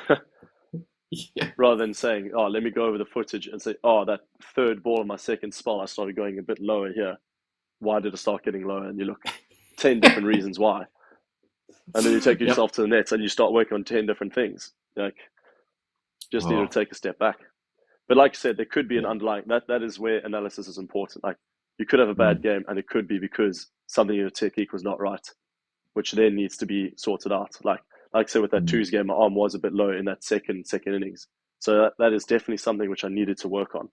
But yeah, it's a fine line, isn't it, of over analyzing that one thing. Yeah. With is it falling down because of several other things, or was it just a bit tired kind of thing? So it's a fine line, but there's definitely space for saying this is what went wrong, this is what I need to improve. Vice versa, where it's just relaxing and taking a bit of a break as well. Yeah, and that's just where the value of having a good coach is just so important, right? Like they just know what to focus on, what not to focus on, or like Exactly. say if what they do is not right, they can pick up on it quite quick, because it's not like us as coaches, like we always get things right. It's wonderful when we do, and I'll happily talk Yeah. up when I do, but I think it's also quite good to respect it. Like I like the idea of you should only make the mistake once, right? Because like once you Yeah. do it, you learn from it, you don't do it again. Whereas like some people will attach their sense of self to their philosophy, and then if someone proves them wrong, they can't handle it. So they've then got to justify a reason why they're wrong, but like that's not how it is. And now they're into this whole realm of pseudoscience or I can't be wrong. But you never actually get to evolve as a coach or say in your coaching philosophy or you as a player Yeah. because you just can't handle being wrong. But like if you do something wrong as a coach or as a player, you figure it out quickly, you learn, you're going to get Yeah. forward pretty quick. No, exactly. That's why I love hearing that I'm doing something wrong as well. And I Mm. used to be quite stubborn saying, "Oh no, I'm bowling perfectly," especially when I was a youngster. It's like a coach would come up to me when I was like 16 or 17, and he's like, "Nah, you're not. You're getting way too like front on. You're not getting enough Yeah. side on." And I'll be like, "What do you mean, mate? Like, I think I'm gunning it. Like, I don't need to listen to this." But then you're never going to Yeah. develop. And you could think, yeah, you're good for a 16-year-old, but if you keep that going through, and then you're trying to go pro at 22, 23, and there's guys which Mm. are 10 times better than you because you didn't take on that advice in the first place. Now you're still stuck as a good 16-year-old. So you're good for 16, but you're not going to be good enough as a pro. So like, I love it Yeah. when someone comes to me and they say, especially like if it's Lids, he's what being my bowling coach, and he said, "Nah, okay, Mm. something's wrong here with your leg, or something's wrong with the top half." I'd love to say, okay, what is wrong? How do I improve it? So I think that's a Mm. good mindset to have as well. You can't be stubborn and say, no, no, true. Like, I think I'm the best bowler in the world. Like, I don't need to listen to this.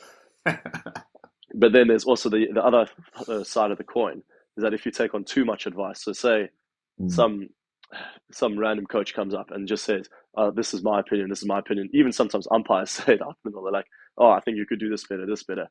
You can't listen to everyone at the same Yeah. time, so you do need to take on who you can listen to and who you can trust, and make Mm. sure that you analyze it yourself and say, "Is there room for improvement here as well?" Yeah. So yeah, there's a fine line between taking on all the advice or taking on quality advice, and it's how you work that out and who you trust and who you listen to, and they must have reasons to back it up as well.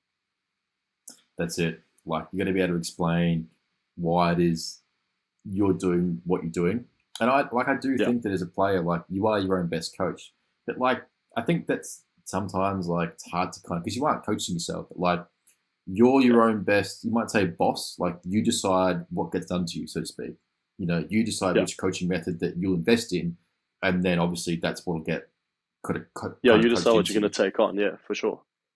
So, like, if it doesn't make sense, then why would you go and do it? But fast bowling is definitely the kind of place where there's so many opinions, and the opinions Yeah, are always about what's going wrong with no context as to how to improve it, often with no context as to why it's going wrong. like, exactly. Yeah, that's why I mentioned like if they oh, say something's wrong, I want to hear why it's wrong. Like I want to hear yeah, what is your process behind saying that's wrong and how do I fix it. So, like you could have the yeah, old old bloke in the stands just says, "Oh, you're bowling too much from the side." Like, why? I'm not going to listen Yep. to you because you've got no point of how to improve it, or how, like, what are the processes into it going wrong, if you know what I mean. It's like, if you had to come up to me and you said, "Yes, I'm crossing over, my bottom half isn't working as well as it should," you would have the processes to back up and say what it should be like, how can I fix it, and what will the desired outcomes be, which, yeah, there you go, tick the box, listen to it, take it on board. Yep. Yeah. So I think that's important to make sure that you've got that. So true. Like, and there's been plenty of people who've had their techniques ruined because of either too much advice, too much of the wrong advice, and then like too problem-driven coaching. It's like we spend all our time on what's going wrong. We never actually spend time on what's going right. So you end up putting all your eggs into that basket, which means you put all of your thought processes into approaching how do we identify what's going wrong, which means you just start looking for things that are going wrong. And that's the biggest issue, right? You have to train the mind into seeing, like I said, into seeing the positives. You know, if you can't find the positive in what's happening wrong, like I bowl a full toss, hit for 6. Well, it was on off stump, great. You know, I'll take that positive and I'll bring it back. Oh, it was a bouncer that went up to chest high, hit for 6. Well, you know what? It was still a good line. I just bowled it too short. And you can sort of feed yourself back there. Who knows? I might find the positives into it. Yeah, pretty much, you know. And at some point, at least with that approach, you will end up being back to where you want to be. Whereas the other approach, you just got no hope. Rather than being problem driven, if you get a coach saying stop bowling wides, stop bowling wides. Oh. Okay.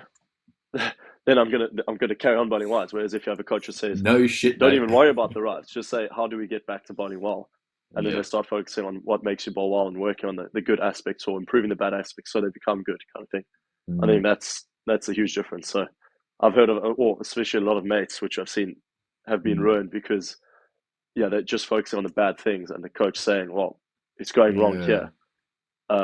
Why is it going wrong? Like, how do I improve that aspect of the game? So it is a problem, but that's where you need to have that's when your best coach can actually come into it and say, well, I need to sort of take some different advice here in a way. And like, it's all about the criticism that you get. Like, constructive criticism, wonderful. Negative criticism, love it. You can fuck that shit right off. Like, and I'm sure there's coaches out there like that. They give you negative criticism, like they're annoyed at you. They're making you feel guilty for things that like you didn't mean to do. Or like some guys, when you're on the field, and you might bowl it too short, and you hit the like pitch it up. It's like, I'm fucking trying to, like, you can't think I can work that out. I'm bowling short and wide on purpose, like, seriously. Yeah, but no, exactly. I'm not trying to game fix it, mate. I hadn't thought of that. I'm not trying to game fix. Yeah, true. Oh fuck.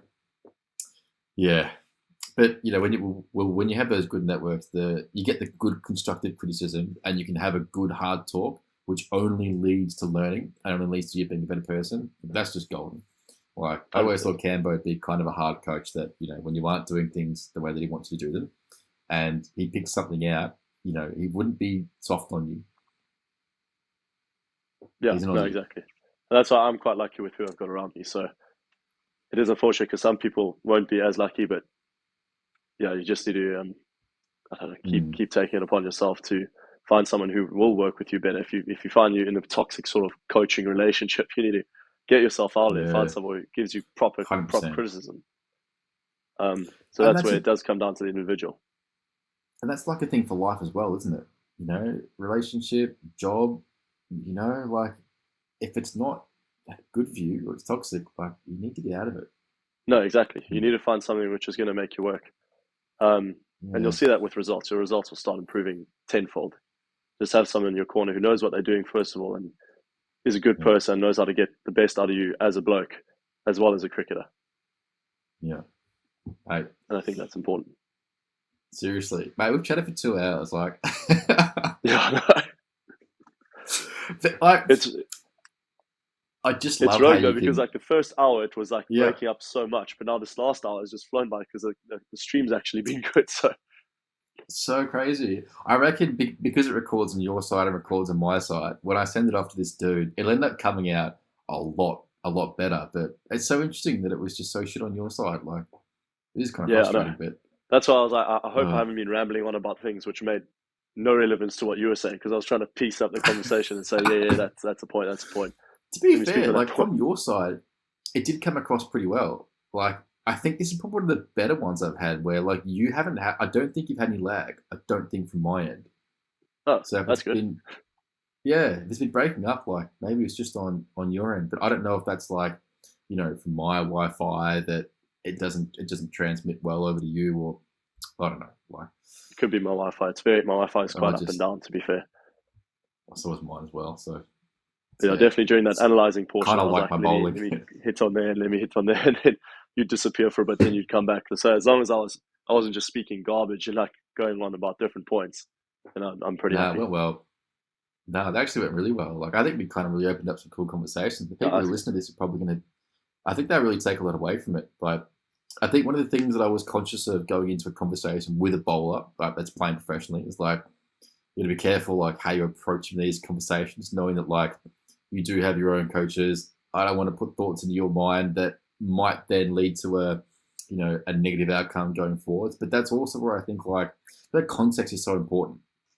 Yeah, true. Why do we talk about this and how can we sort of understand it in a greater sense that, we can be aware of what to do with it, whether Yeah, you bin it, whether you put it in the stories or whether you go and put it in something practical, then, away you no, go. exactly. I was very interested to hear your thoughts on the bowling action as well, because I see all these your things on Instagram, and I'm like, often I take them and I compare them to my bowling. I'm like, do I do something Yeah. different? Do I not? And then obviously there's pieces which I'll take away positively, or pieces which I say, no, I shouldn't work on that because Mm. it's overthinking. So I was actually quite keen to see what you thought of the action and why am I crossing over kind of thing. Why is the arm low? So Mm. I've enjoyed it quite a bit, to be fair. No, it's good. Like, and look, hopefully there's something there that, it adds to what you're doing. Um, but yeah, I think it was fun to kind of break it down. Like, whenever I post on people's fast bowling actions, unless it's my own clients, I'll never post something that I think is like, it might be constructively negative. Yeah, I'd only talk about like what they're doing well. I just don't think it's like as a guy who's an Instagram coach talking about elite fast bowlers thing, like the last thing I would want is to put a thought into their mind. yeah, Because the thing is, like, you're good enough, right, to play pro cricket. And this is the real difference and me and Matty were talking about this, like, there's a real difference between my role as a coach versus his role as a coach.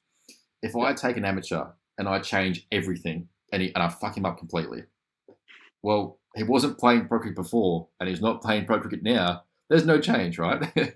true, true. But if you do that with say a pro cricketer, and that's more of a duty of care that it's just more having that awareness, and that's why I love the whole.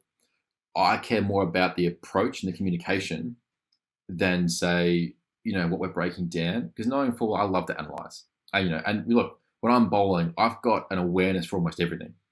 Just Yeah, as a coach, as a player, I could probably figure out what I'm doing and like what everything's doing to some sense of a degree. With that, I don't always filter it into my thoughts where I'm going to actually do something about it because I've yeah, probably gotten to a point where I just need to feel it being good and then I'll get the best out of myself and then I'll go away and do some own work. Um, but it's also good to kind of get inside your mind and see how you've kind of put things together so I can yeah. communicate with that and not mess with your way of understanding fast bowling. Because, if I throw some spanners in the works, it's like, I don't want to unscrew some gears and then it's like, how do I fucking put this shit back together? But I think you put some thoughts in there. Yeah. It can only work No, and well. it was interesting how we noticed the same thing as well, which is obviously a Mm. positive. So But look, we both bought 145 and play internationally, so there you go. There you go. me and my We're both dreams. big fans of the best drills. The best drills, the best drills about 145. I thought like I should do a real catchy segment of like and be like, thanks Stubbzy for the best drill to bowl 150, and then like or do something where it's like, at the end I'd get you to say something like, I'd just like to thank Stubbzy for teaching me the best drills to bowl 150, and then you kind of pause and go, was that what you wanted me to say? Wait, say that again. Sorry, it broke up there. I got I must do the best segment or whatever at the end.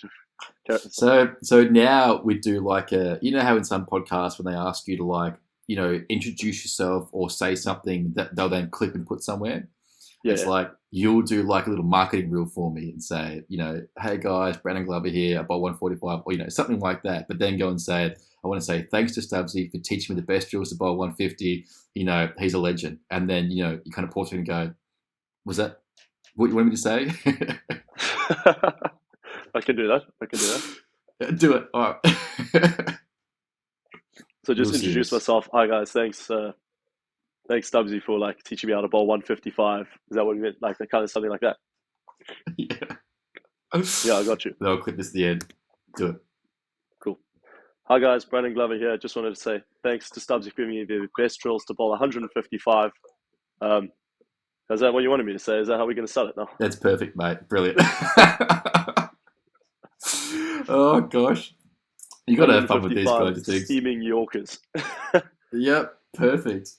Oh, mate, that was brilliant. I really appreciate you doing this. I've been talking for, well, we've been trying to go, we've gone for 2 hours plus the 15 minutes to figure it out at the start, but that was brilliant. I reckon this worked out way better than I was expecting in the sense of like, there's just been, like the conversation just flew. I actually wrote down some notes on my phone about things to say. I haven't looked at them. Oh, nice. I needed to. Yeah, I could chat about this for hours, man. I think next time we probably will. Look, my brother's come home. He's like, "Oh, you done yet?" Right, man. Oh gosh, no, that was wonderful. Look, I'll probably like I said, I could even chat about technique. If we had that video footage up, I could break down 20,000 things and go on for hours and hours. But that's probably a bad thing to do, especially in season. Oh, I mean that sounds fun, but I reckon what we'll do is like, I'd love to do that in say another month or something, you know, and you can sort of like pick up the conversation again because like I like the idea of not just having like one podcast and I never see you again. It's like I love the idea of having, you know, almost every month, 2 months or 3 months, like you can kind of continue the conversation. So we pick up where we left off. You come back with some cool stuff. I could send you some like footage of where I am at the minute and we could compare it to like 2 years ago, compare it to the World Cup qualifiers and just pick up on the work I've done that'd be over sick. the winter, which would make different. Yeah, that's always cool. Yeah, mate, that'd be epic. Yeah, I'll have to message Lids and say, mate, do you mind jumping on for a chat just so I can? I feel like then I can say, look, mate, if I fucked anything up, I'm sorry. I didn't mean to. Yeah, no, but he knows like I'm pretty good with not overanalyzing things now in season. That's definitely something I do in preseason. But definitely, if there's things which are wrong now, 100%. Because if we notice, or if you notice something, then I take it to Lids and say, listen, this is something we've noticed. Let's start working on it. He'll be like 100%. Like, especially that top arm kind of thing. How do I get it higher? If you've noticed something which would help me in getting it higher, I'd immediately take it to Lids, and he'd be like, oh yeah, let's start working on that kind of thing. Or that's going to be a technical work to work on later. So that's the good thing about chatting technique with me now is I'm pretty good at putting it into use, or like when to use it, when to start working on it kind of thing, and not overanalyzing because I've been through all the bad stuff of overanalyzing, I should say. So at least I'm a bit more mature in how I work on things, which is good. Really good. And it's good to have that now, right? When you're still in the game, you still got some more developmental years. Like, because I was thinking to myself, like, you're 25, I'm 31. But I was thinking about what I was like when I was that age. And like, I was much more curious, but I hadn't yet learned the same context or the same way to think about things. Yeah. But now, all those same things that I had in kind of like different puzzle pieces, I've really mapped together, which then means like one nice feeling or cue, or I guess awareness takes care of so much stuff.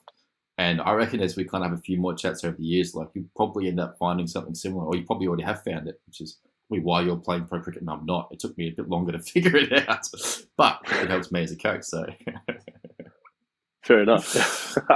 Yeah.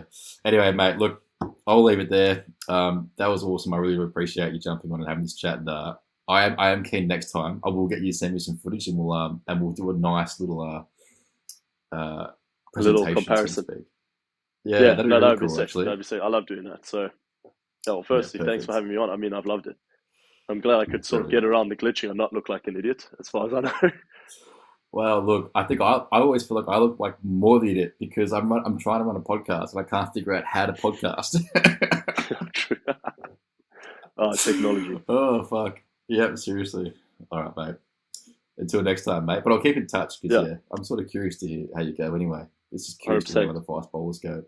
Yeah, and I'm always keen to chat about bowling, so ping me over a message whenever. And then, sounds good. We could get rambling. Perfect. But thanks for having me on. Enjoy your day, mate. Perfect. Have a good one. Cheers, Stubbzy. Cheers, mate. Go off. Cool.